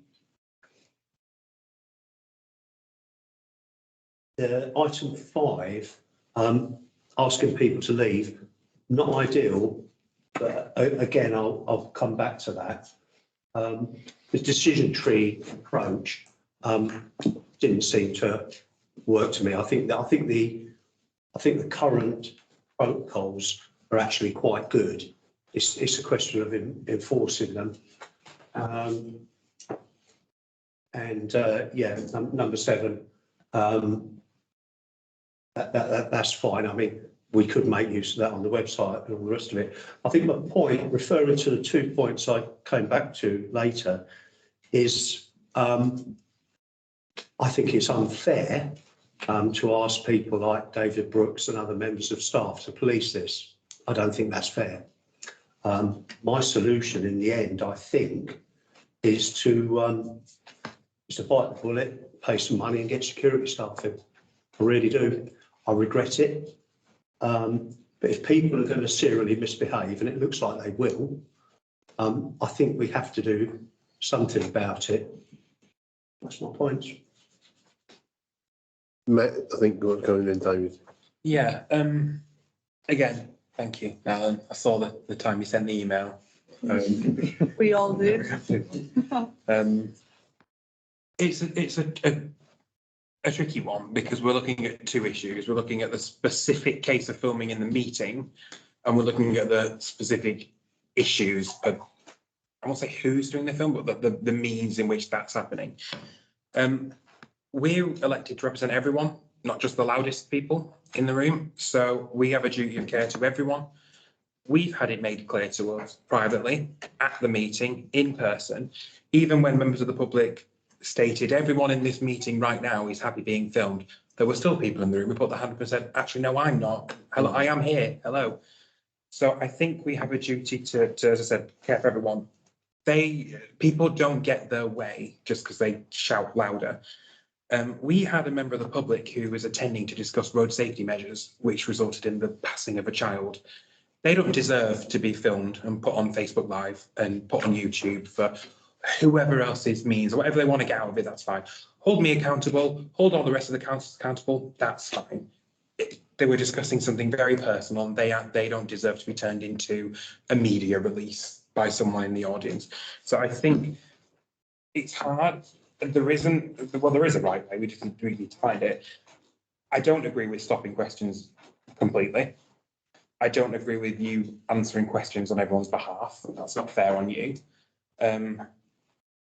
Sadly, we may end up having to bite the bullet of security. I think we just need to reiterate the big distinction of, we have 2 things happening at full council. We have an open forum with it's almost a bit like a surgery prior to the meeting, which finishes, and then the meeting starts. The 2 are not synonymous with each other. And maybe if there's a case of a 10-minute break between the 2, or that's not to make everyone come a bit earlier, but that happens 15 minutes earlier, then a break and whatever. I think to make that clear distinction between the 2, to avoid anything, we are going to have issues, we are going to have arguments, we're going to have people who kick and shout and cause problems in the audience.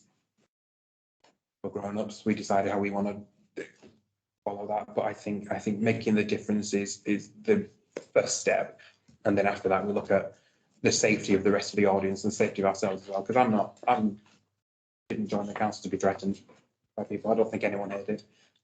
The way the behaviour happened, I mean, we all signed up for this. What I didn't agree with is Mac's wife in the audience having fingers poked in her face and shouted at. She didn't sign up for that, and it was appalling. to see. So I think we need to be quite strict with this as well. You do not film. You wouldn't just walk into anyone's random meeting and film it. So you don't get to just film the bits you want to. There is part A and there is part B, and they are not the same thing. And I think that's what we need to be really strict on. David. I disagree with any form of security, because if we get people in to start pushing people around, it's going to inflame the situation. So I think you, as a chair, have to just turn around and say, we're stopping the meeting, and that's it. The other thing is, I think we need to be a little bit more strict. Alan's quite right. You know, GDPR became the Data Protection Act. The Data Protection Act has some very serious consequences. Why are these people filming? How are they storing the documents? What are they doctoring it for? We, as a town council, should write to them and say, you know, who is storing this document? You know, the data you've got, what are you doing with it? We're just ignoring it. We're just letting them do it. And there's quite serious rules against that. So we just say, no filming, no recording, as you rightly said, no recording. If they continue to record, just stop the meeting. Let's be abrupt about it. I don't want to get security people in. To me, that sounds, sorry. It's more for the deterrent effect. I know, but then, you know, you get 2 or 3 big people in to do this or whatever. They get 8 or 10 of them bigger and just inflames it. It's like the bouncers in the pubs years and years ago when I was a little, well, a bit bigger actually. If I can just make one, the public are allowed to film the council meeting. That's, but they're not necessarily film the public.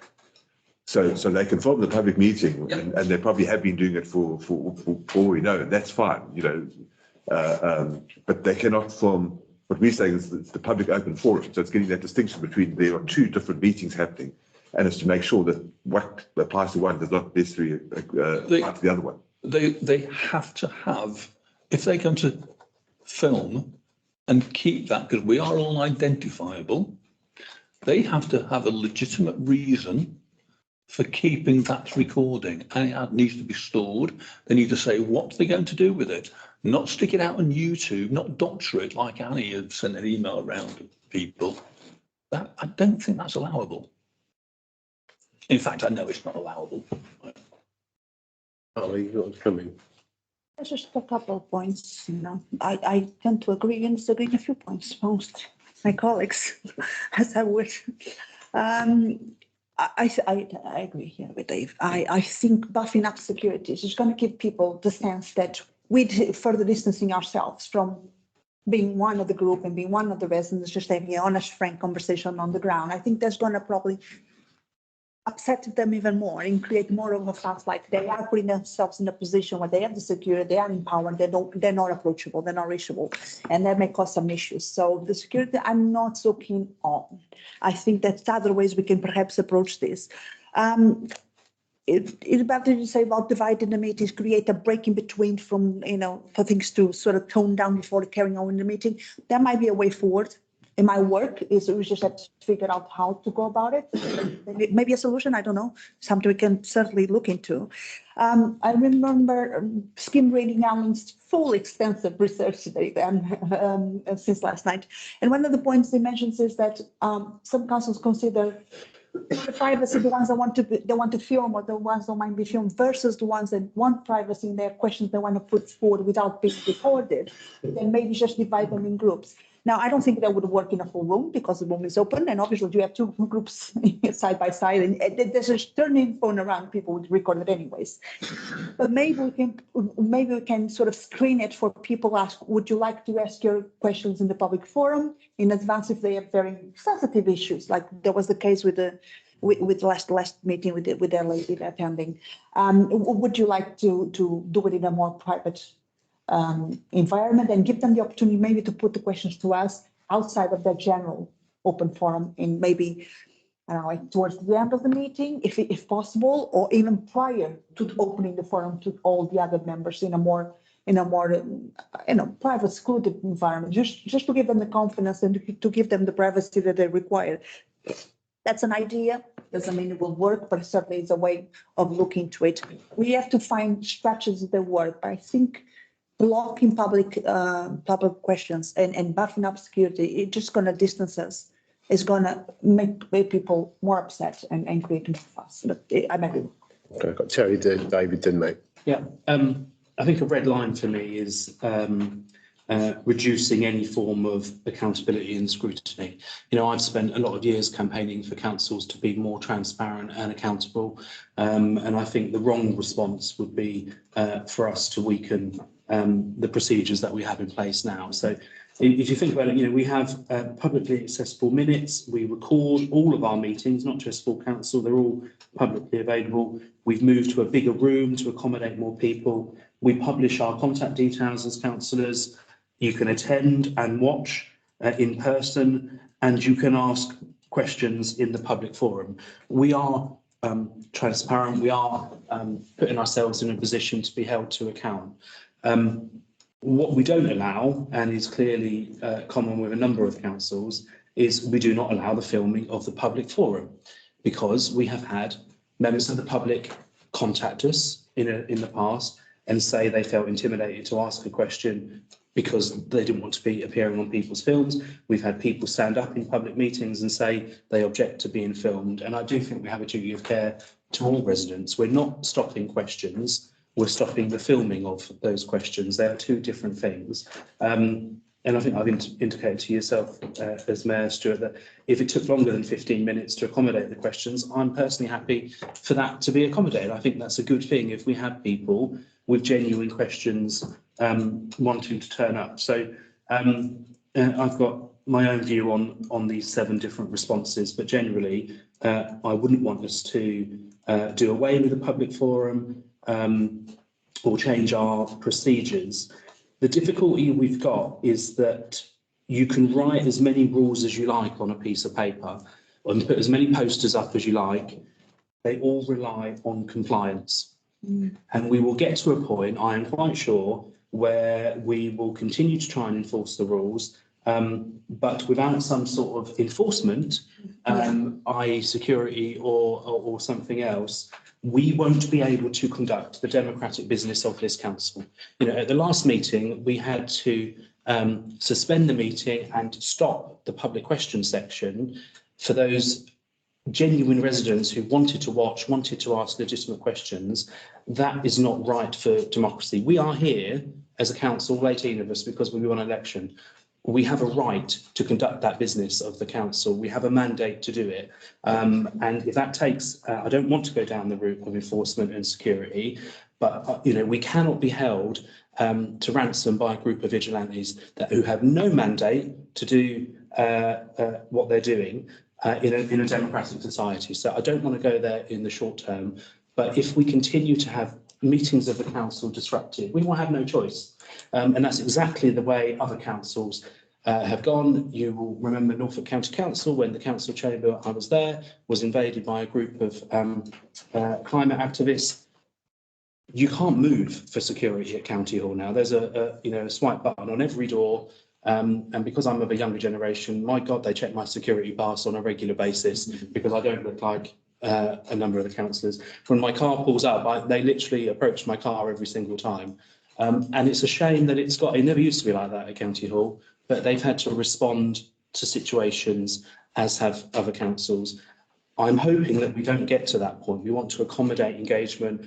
You know, I would be perfectly happy if there were 50 members of the public and they had 50 questions for us.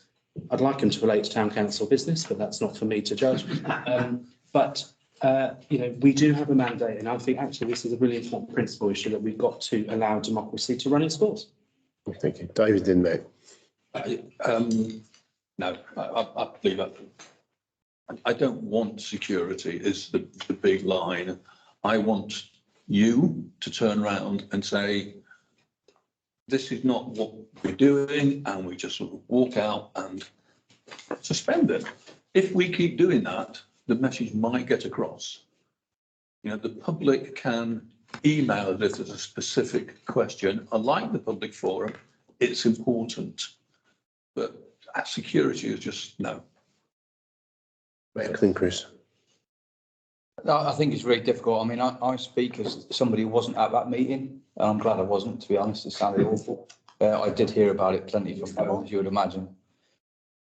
So I agree with everything about protecting the public, first off, because that's the most important. I think each one of those 7 points is valid in one way or another. Not one of them will solve anything, but they are all good measures that will help us run an efficient meeting. I think the crux of it is what happens when it goes wrong. And I think David's absolutely right. We don't have security at this stage because there is cost to that. And, you know, that does put distance between us and the electorate. But we move away often enough, and then we really work hard on how we engage with the public so that we can get their questions ahead. Say, look, I'm sorry, we're trying very hard to have our meetings, but somebody's disrupting it. We want you to ask us, and we work on that bit rather than closing the shop. So I think the work you've done there is brilliant. I do think that it's best to have one person as a voice at the head, because what we don't want to do is turn into the audience and everybody having an opinion and getting upset. It's best to keep it as calm as possible. So I think that's a really good set of recommendations, to be honest. Thanks. Chris? I have a slight personal interest in this. I would never, ever like us to stop the public forum. We have to face people with awkward questions who we don't agree with, but that's part of the job. Yep. We are not specifically trained up in that kind of behaviour, you know, how to manage that kind of behaviour. We agreed some time ago that we would allow audio recordings. I don't know the procedure if we have to go down to stop that, and I wouldn't not necessarily go down that road, but there's rules are there. We do not allow filming of the public forum. That is the question. How do we enforce that? If we just keep walking away, we're letting these people win. They're beating us time and time again. We're not able to do our proper job that we're elected as because we're going off, because they have bullied us out of the room. I would much rather that we sat there and faced them down. You stick to the rules. The rules are you not film this public forum. And then we see what happens from there. And that's my view. Terry's quite right. Democracy is vital. Just because we don't like the questions, we've got an answer. And whether or not the mayor or the chair is the one person to answer the questions, possibly not if he doesn't know the answer. We should go down to someone who's far too more experienced. I mean, there are people I've been on this council 9 years now, but this was happening in this last year. It's totally people are far more experienced, self-experienced chair, etc., etc. And Terry's been doing this for a long while, and he knows what's going on. And we just mustn't let them win. Hazel, Carla and Mac, I've just obviously put in terms of the last meeting, you know, I was guided by yourselves, but also Alan, and I think we did get it wrong in terms of, you know, what we were trying to quote, but I think we got it right in the decision we made, and by saying we didn't want filming was the right thing. We were quoting standing orders, but we should have been doing a bit more. Yeah. And so I think, you know, we got there, but for the wrong reason. And I'm happy to, you know, suspend and to face them up and that.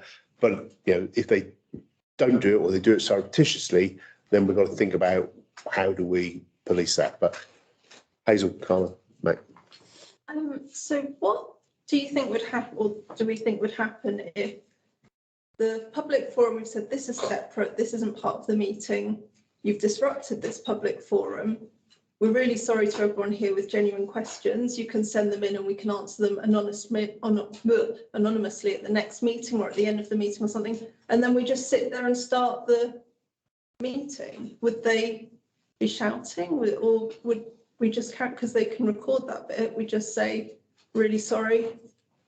Yeah, I think if we do that and then we get into the proper meeting and then they start disrupting, and then we've got our course of action where I can say you are asked to leave, and if you don't do, I suspend the meeting until you do leave, and that. So once we get into the thing, I think we're all right. It's just that open forum. We're right. We might have to close that down and say, well, it's not happening. Yeah, 'cause I feel like they really enjoyed the fact that we got up and left the room, and that and that was, you know, if we just and said, sorry to everyone that's genuinely here, but we're going to have to start the meeting. We just start the meeting. Immediately. Yeah. Yeah, I'm very happy with that. Carla. I was actually going to mention something very similar. The whole thing about our last meeting, we sort of kind of got away from the meeting. We suspended the meeting, got away, and then we conducted the democratic side of the meeting afterwards. I think that kind of created even more suspicion from what I could hear on the grapevine afterwards, is that the people that wanted to put questions and wanted to record, is that they felt that there was some transparency, and somehow the council hide away or were hiding things from them. They waited until the public left to reconduct the meeting. So in that sense, I do agree with Hazel and Mark. We should probably just, you know, like we said, just sit there, and if we have to suspend it afterwards, but in front of them, so there's that transparency, so they can see it happen, might be better than pushing ourselves away and reconvene after, because there's just kind of, you know, it almost seems like we have something to hide, which is going to create more, you know, frustration, hopefully more issues with those groups that tend to be quite, you know, assertive. So if we do reconvene the meeting, so we do it openly. If we need to sit there and wait half an hour quietly and let them talk and have no response until we're able to conduct our meeting, because there's loud voices in the background, I'm happy to do so. But that's me personally. If that's what it takes for them to calm down and realize then nothing's going to happen, and until they're quiet, we don't carry on, and we'll just sit there. But that's, you know, I don't know how everybody feels, but I prefer that to buffing up security and then having those extra costs, and then them saying the taxpayer supporting security to prevent us from talking. You know, that's going to be a difficult balance to strike. But I've got Mac Terry. I think one of the key things is we're on about leaving if it gets bad, which is what happened last time, which is the end of all the other things that we do. That's the last thing we do.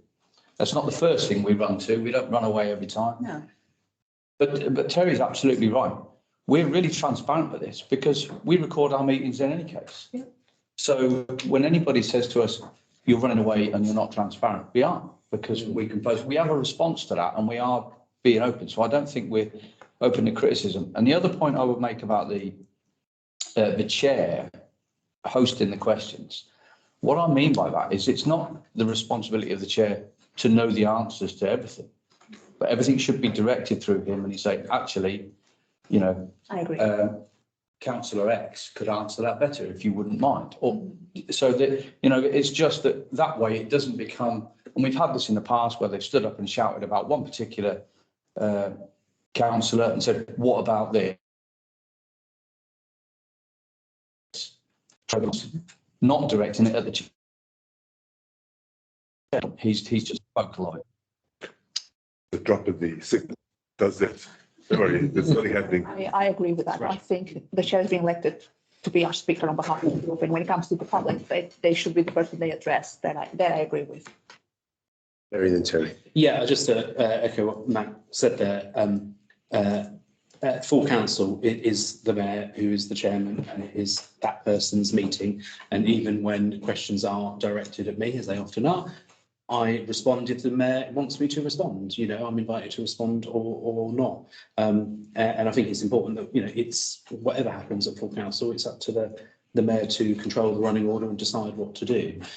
Bit of a thankless task, we've got lots of other people with opinions. I completely forgot my other point, to be honest with you, but I think that one's quite valid. I'm happy to try lots of different things. And I take the point about not being seen to run away. I can guarantee you, the longer we stay in that room, the longer they will also stay. All members of because there is excitement, there is something going on. Mm-hmm. The single thing that made the incident at full council last time dissipate is because councillors left the room. You took the excitement away. There's nothing to see. Might as well go home. If we sit in that room, they will continue to sit in the room. I'm quite happy to do that. I'll sit there for 2 hours, and you know, play on my phone. But the longer I can guarantee it, the longer we sit in that room, the longer, and that's what councils up and down the country, they have found that they've had to suspend the meeting and leave the room to regain order and all the rest of it.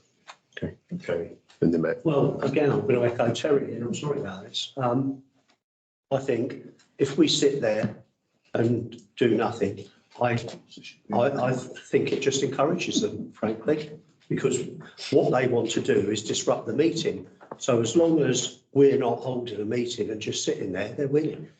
And I don't like putting it in terms of winning and losing, but no, I think I can't speak for everybody else here, but my time is reasonably valuable. I don't want to be sitting around just waiting for them to sort out their own bad behaviour. I agree with Terry. I think it would encourage further bad behaviour. I don't think it would act as a brake on what they're doing. Matt. Try and be really quick because I know it's late. I think we're bordering on making too many accommodations rather than what's best for the meeting. We've started to teeter on the side of how can we spend more time and effort and thought on a group of people and how we cater to that. So I think everyone's in consensus completely. We never get rid of questions. Absolutely, that's what we're there for. Ask them. I think we need to make a very difference between meeting number 1 and meeting number 2. They're two separate things. I know we're all really against security. I don't want to spend any money on it at all.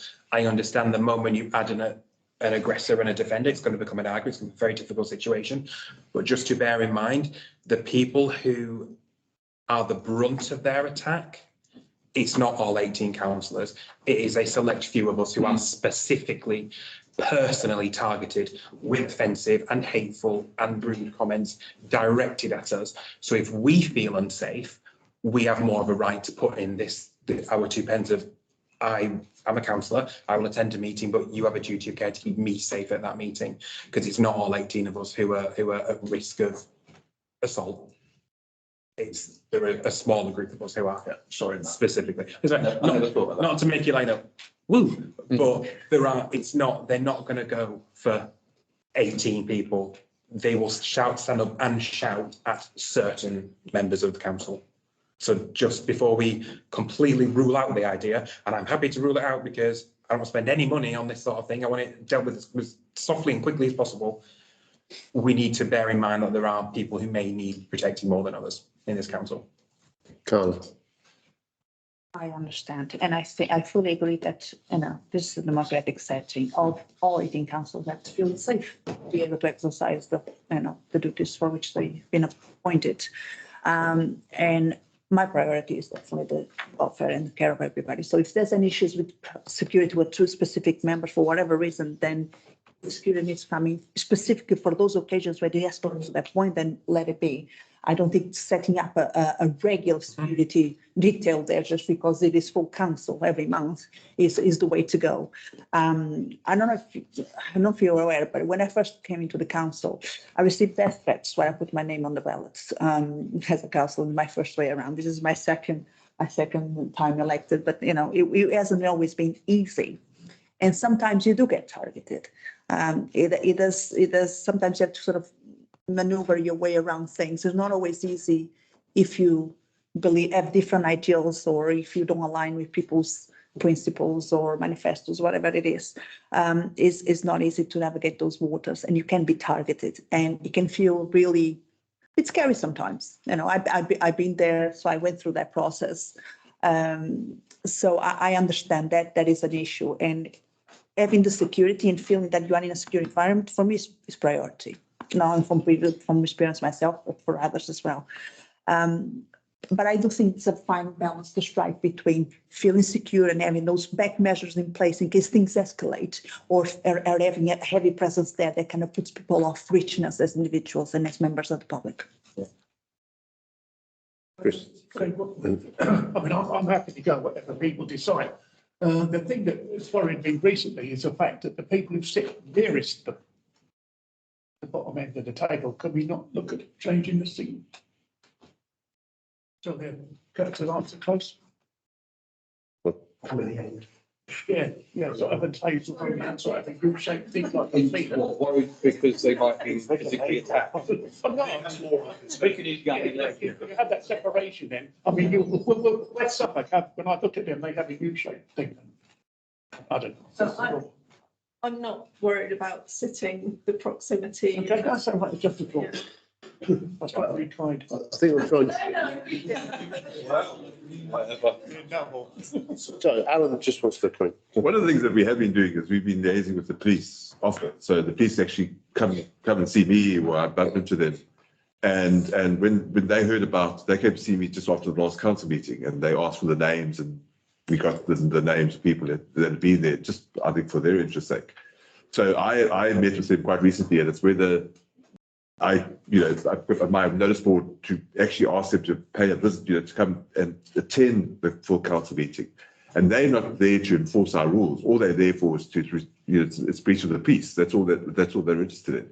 So does the council still would like me to do that? Because I think that's, they can't guarantee to be there, because if there's a major incident at Thetford, they're not going to do anything. But just having someone present, just walk in and stand in the public area, is that something that the council would still like to pursue? Don't think you can do any harm, can it? They're not going to be patrolling up and down while we're doing meetings. So. I think we need to try and draw ourselves to a procedural map, what we want to do, even only for the next meeting, because I think we may evolve further if things do happen. But the idea of separating public forum from the main meeting, are we content to do that and putting a bit of a distance in between time-wise? I think we need to, the easiest thing to do, Chair, would be to go through each of these and take for or against. Okay. Just because, I mean, Alan's laid out for us the 7 recommendations. I think do them justice. Okay, so number 1 then, open forum should be solely hosted by the chair. Chair can take questions from the public. Once public open forum is ended, the council members can enter the room. So do we want to have the chair sit there on his own in the public forum? Lovely phrase there. No, thank you. Absolutely. You'd like them that. No? Okay. Should be no public open forum at ceremonial town council meetings? This one. No? No. Okay. Members of the public want to ask questions should be requested to do so in writing at least 1 day before. No? Council should not permit public to film or record the public open forum. Reason is filming will infringe on rights of privileged members. So I've got a feeling that one we would do want to do. Yeah. Number 5, should instruction by the chair to a member of the public during the be ignored, the chair can ask the person to leave the meeting. If the person refuses to do so, the chair can close the public forum and the council meeting can then commence. Just being really pedantic here. The member of the public during the public open forum, and then they're being asked to leave the meeting. Just for consistency's sake, we would ask them to leave the public open forum. Yeah. I just think we need to be careful with our own terminology. I know, referring to public forum and meetings. Yeah. They are two separate things. Sorry, well, does Sorry, that Claes. as if there's a member of the public kicking off during the actual meeting, that We have standing orders that will cover that. So our standing orders would actually. Okay, so we're happy with that one as amended. The decision tree approach should be developed to assist the chairman deal with questions in a consistent and transparent basis. Yes. yes. Terry, you got one? I'm not keen on that one. I think our what we do at the moment is good. I don't think that adds much. No voice here. Yes. So point to the vote. So all those in favour of these decision tree basis?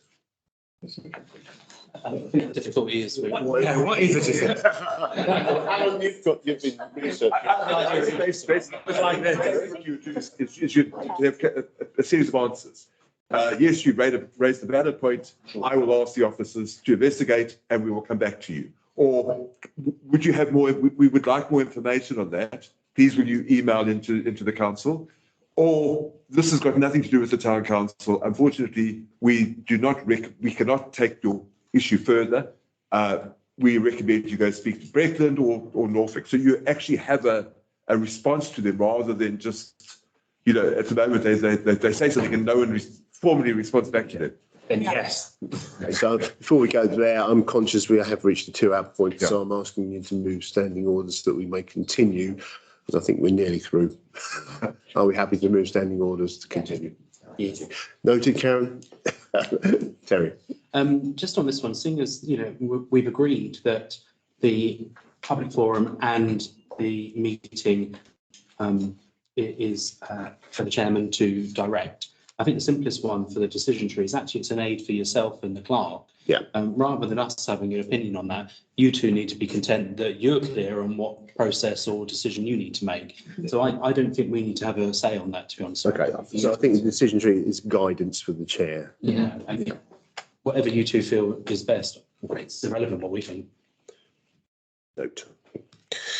So number 7 then, to adopt the attached general guide as part of publicising the chosen protocol. We need some. Yes.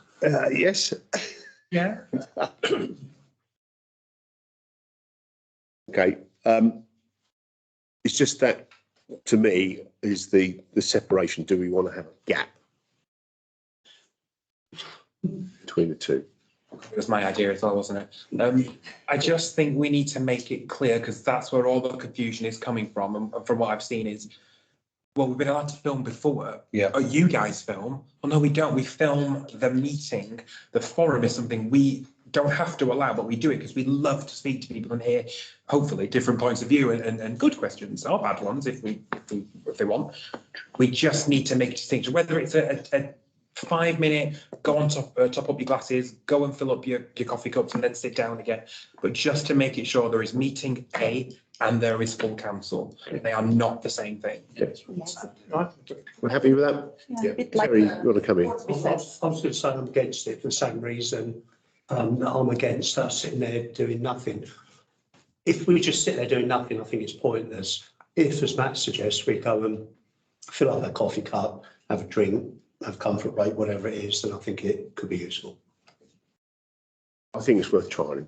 So, I was going to say, I think it's already in place. That concludes the question period, and then all we've got to do is add in that little bit. Says we're having a 5-minute recess. 2 Where, minutes, yeah. where we start the meeting proper, and then recover the rules for that meeting proper.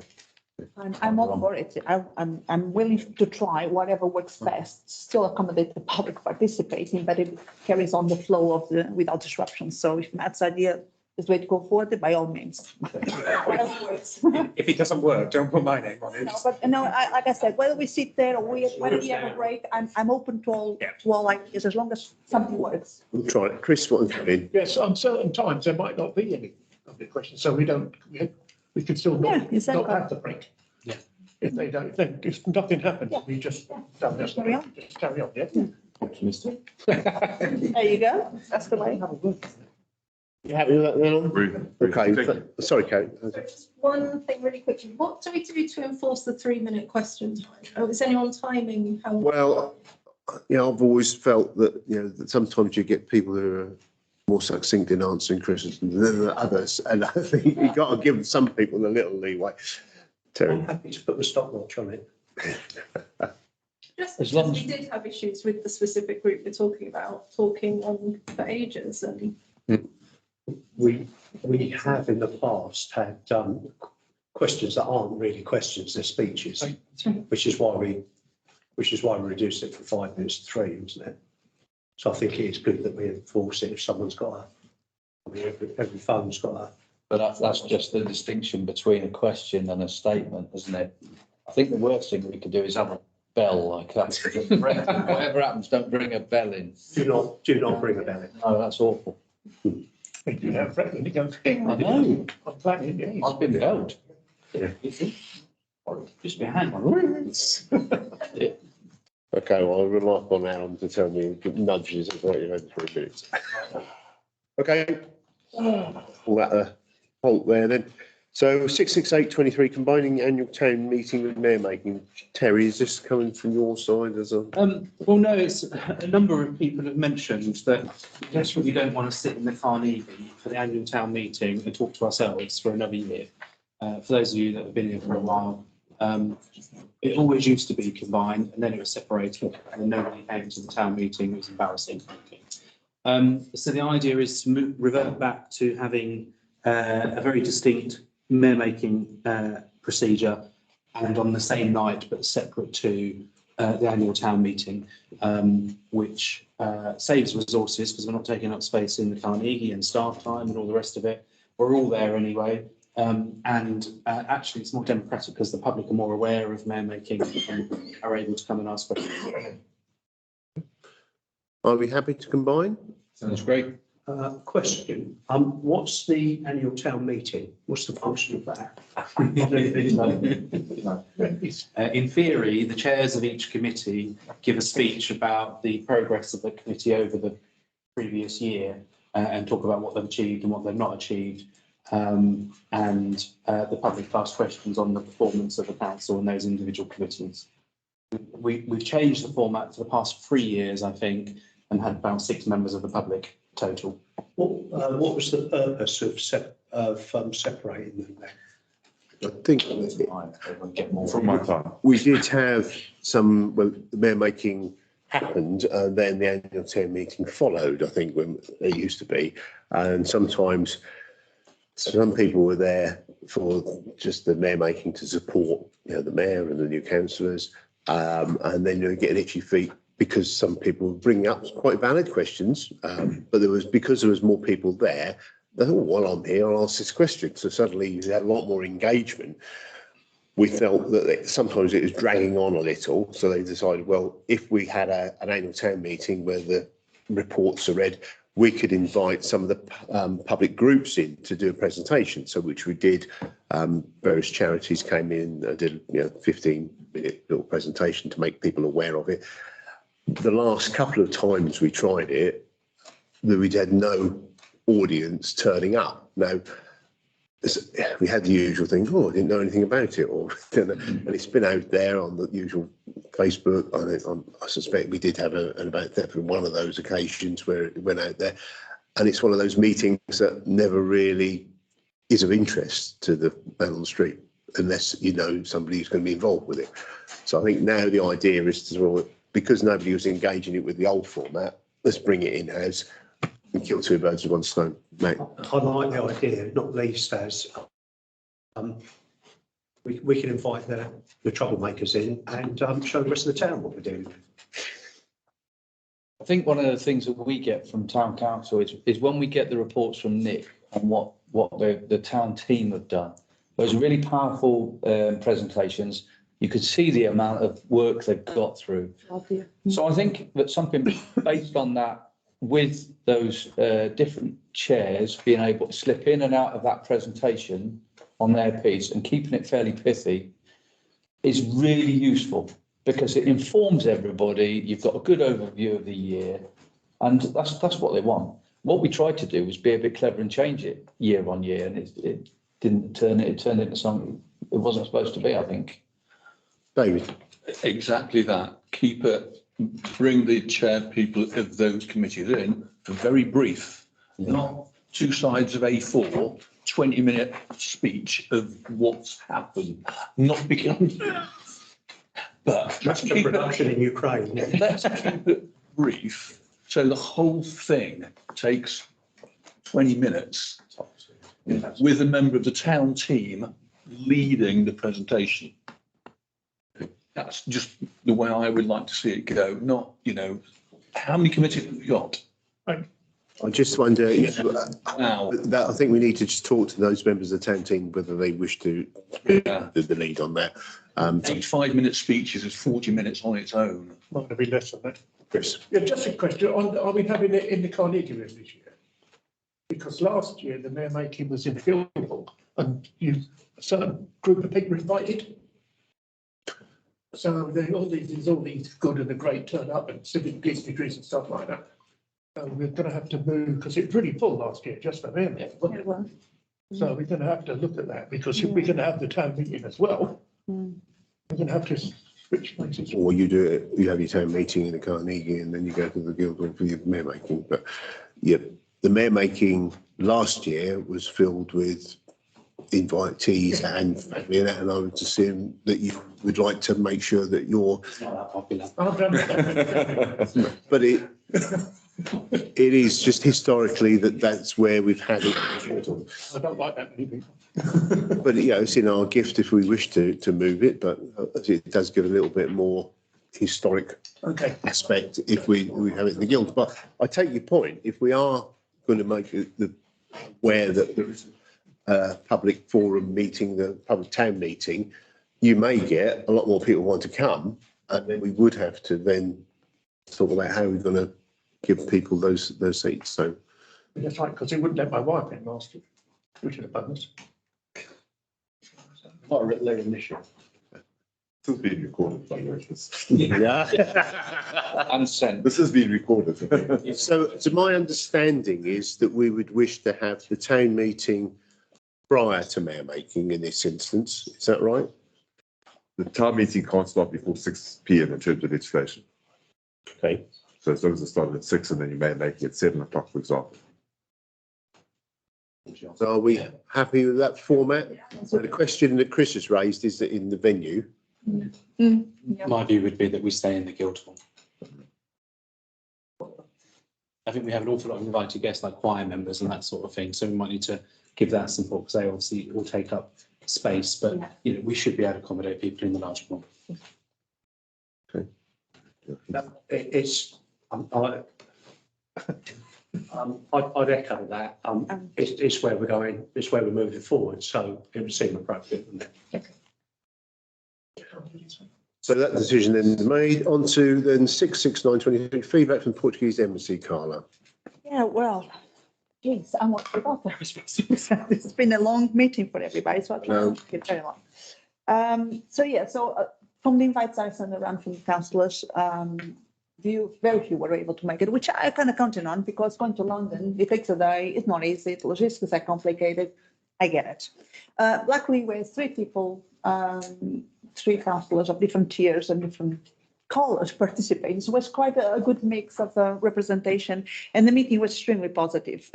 We addressed a few things that we'd like to develop to reach the community, the migrant community, especially Portuguese-speaking communities, with the local council because of the number of people living here. We addressed several points. We circulated the main points, so I'm not going to extend very much on them. I'm going to focus just very briefly on one of them is to build that we call it sister towns, because the training association has been dismantled. We would still like to build some sort of partnership in a way that we can still exchange youth visits, cultural, educational exchange. So trying to build that link. It can be a modern version of the twinning. It doesn't have to be the old twinning, which sort of died out, but something more modern. They said it can be done online with a shared site, or just sharing of knowledge, etc. And this is something we're trying to work out. We're trying to work out the city. This is something the ambassador was well prepared of, because he had a list. We got there and spoke to him. Stuart was saying he already had a list of the towns that were sort of already twinned between the UK and Portugal. There are a few, not a lot, but there are a few, and they have a very good relationship. It works for them. So I was hoping to extend this to Thetford as well and build upon that. The other thing we mentioned is to try to make it some sort of a festival day where that culture can be displayed. Somewhat on the kinds of the Punjab festival. Obviously, they're very unique for their culture and whatnot, but they have this one day where they come to Riverside, they have music, they have the dances, they have the food, and it's a lot of fun and a lot of people enjoy it, and they've been doing very well in the past few years. So we thought, why not with the Portuguese authorities and their support, which they fully invested on. Stuart and the others can attest that they are very keen to get this going and to support these kind of initiatives. To set up, like, it doesn't have to be a big thing, but maybe just one day festival with a Portuguese theme, the Portuguese speaking theme, whether we have music, we have some food. So maybe do something similar to the Punjab festival on the riverside. They put on a showcase of culture for everybody to enjoy, and give people the important opportunity to sort of come together and just do something fun, that they can, food, dance and music are always common denominators for most people in everybody enjoys it. So we're trying to organize that. The ambassador did say that it was more than keen to come and visit us in Thetford. So this is something I spoke to Stuart because he's still the mayor for quite a while, for quite a few weeks ahead.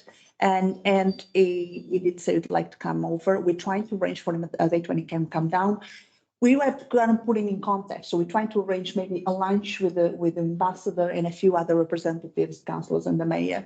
But also maybe arrange a little tour from the ambassador and a few people that come down from London to visit Thetford, so they have a better understanding of what we're here to offer, besides being a very mixed, diverse community. Maybe just give them a little bit of a showcase, bring them to the local museum and whatnot, and kind of, spike that interest in that sense, so that when we build those cultural bridges, they have a good sense of what's an offering and how we can bring those together between both parties.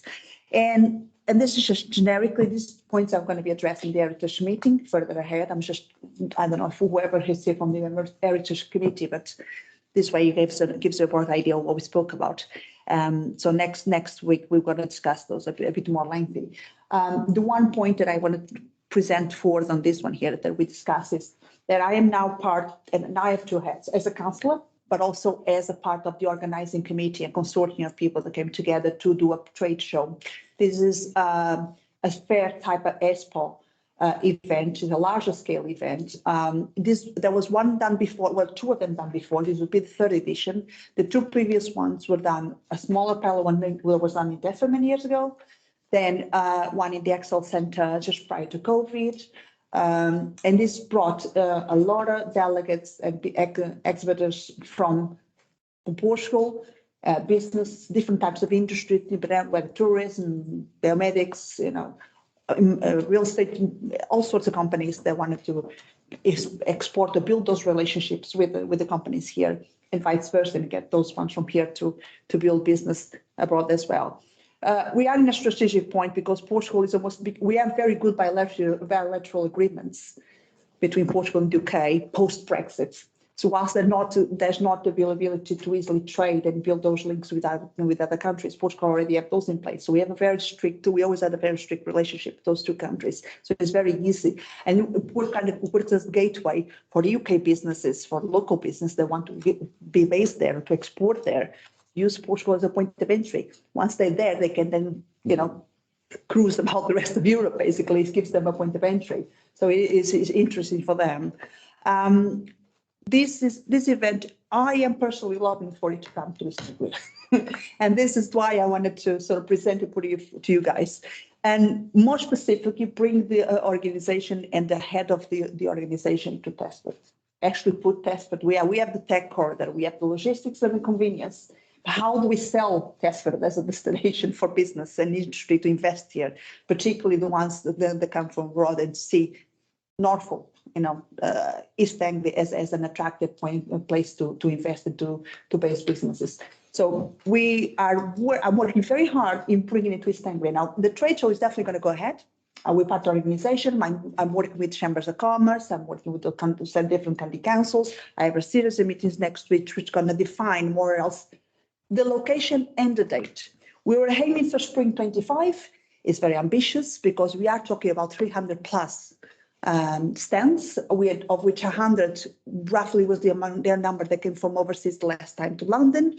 Now, if we add to that the difficulty, the challenge of going to London cities, you get on a plane, you go to the hotel, you do the exhibition for 2 or 3 days, you go back again, metro, hotel, done. That's all very simplistic when you're talking about major cities. So bring it to East Anglia, we have the added challenge of the logistics. Obviously, I can't bring this event to Thetford. It's very simple. It's not that I don't want to. It's that we don't have the space and the capacity for this type of event here. It's as simple as that. And we don't have the ancillary service. There's not enough hotels, there's not enough transportation, especially in the evening, to accommodate this type of event. So we are looking, I am pushing for Norwich, having conversations with Showground, Cambridge, foreign exchange, etc. So we are literally on the phase of defining where this is going to take place. The only point I want to get across to the council is, besides letting you guys know what's going on, so we all can sort of participate and, I'm hoping to question them or not, is really to get their support from you as a group to bring the head of the organization to Thetford.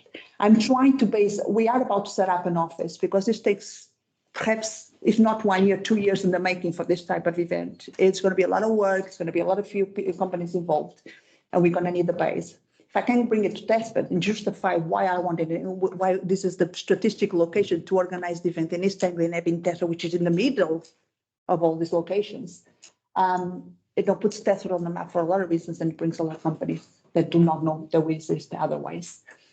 I want the supporting principle. That's why I'm asking my proposal is to get the supporting principle, and eventually I can put a more defined proposal, because this is sort of a bit rushed because we're trying to organize this on the top of, in the past few weeks. So there's a lot going on at the same time, but eventually get the support that perhaps if we can base the head of operations here, we are actively seeking an office or a location is going to be the head of operations for this trade show. This is because if we can manage to bring it to East Anglia and make it successful, it's a large scale event that will be repeating itself. And we can retain it in East Anglia if we prove that it can succeed. So it's going to stay within this area. And that's what I'm trying to do, is bring it over and keep it here. Obviously, we're going to need a location. So perhaps the support from this council or even Breckland Council, which I'm going to have a conversation with, to get an office location to be based here in Thetford, to be the headquarters of the organization of this event, would be ideal. And this is me speaking on behalf of the organization, the group. As a councillor, because I do have two heads and I've invested biased interest on both sides to bring things to Thetford, Norfolk, is that if we don't bring it here and push for things to be done here, because this is going to go ahead, whether it's here or somewhere else, we're in a great opportunity here now, a great position to actually secure this to stay here and to read those companies and promote them and the businesses and bring them to this side, and to get the economy, the local economy, and get companies trading into themselves. They don't only need to base themselves, but if they find avenues to export and increase their productions or whatever it is, and create more employment and develop their facilities for the local existing companies, great. But there is a lot of potential that can come out of this. So I would strongly ask for everybody's support in this, particularly in whatever means necessary to keep this local going forward, because if we do keep it local, then we all benefit and it stays local. That was my main point, anyways. If there's any questions, I'm happy to take them. No, I see no decision as such to be made tonight, so it's just a feedback. Thank you, Carl. It's a general request of support, and then going forward, we'll put a more defined proposal for support on paper. Yeah. Okay. Just move on then to 6/70/23 community engagement. Is there anything we wish to put out there? No. 6/1/23 committee officers update. There's just one thing I know everyone wants to go home. I want to make contact with Simon Wood, who was here planning. What I would like to do is just get 2 dates from him. So we do it on a Thursday evening or a Wednesday evening when there's no other meetings on, and we do face-to-face training. And then maybe 2 sessions, one where he comes in and teaches us some principles, and I floated the idea that based at the last finance and personnel meeting, where we took some practical cases of where our planning application had been ignored or not taken account of, and we actually table that, and then he runs through and says what he would have done better. So I'll just get some dates from him, but are you happy to do it, from say 6 to 8 or 5 to 7 on 2 nights? Just to know, I've had some training off him before. It's very good. Brilliant. Right, thank everybody for their patience and participation. Thank you. Very good, good piece. And wingman in your plan. Simon's took it away, so it needs to be a bit clearer on this. It's not just, there are so many things that come across. It's slightly different, so you can't. Put it in the smallest. Whether it is material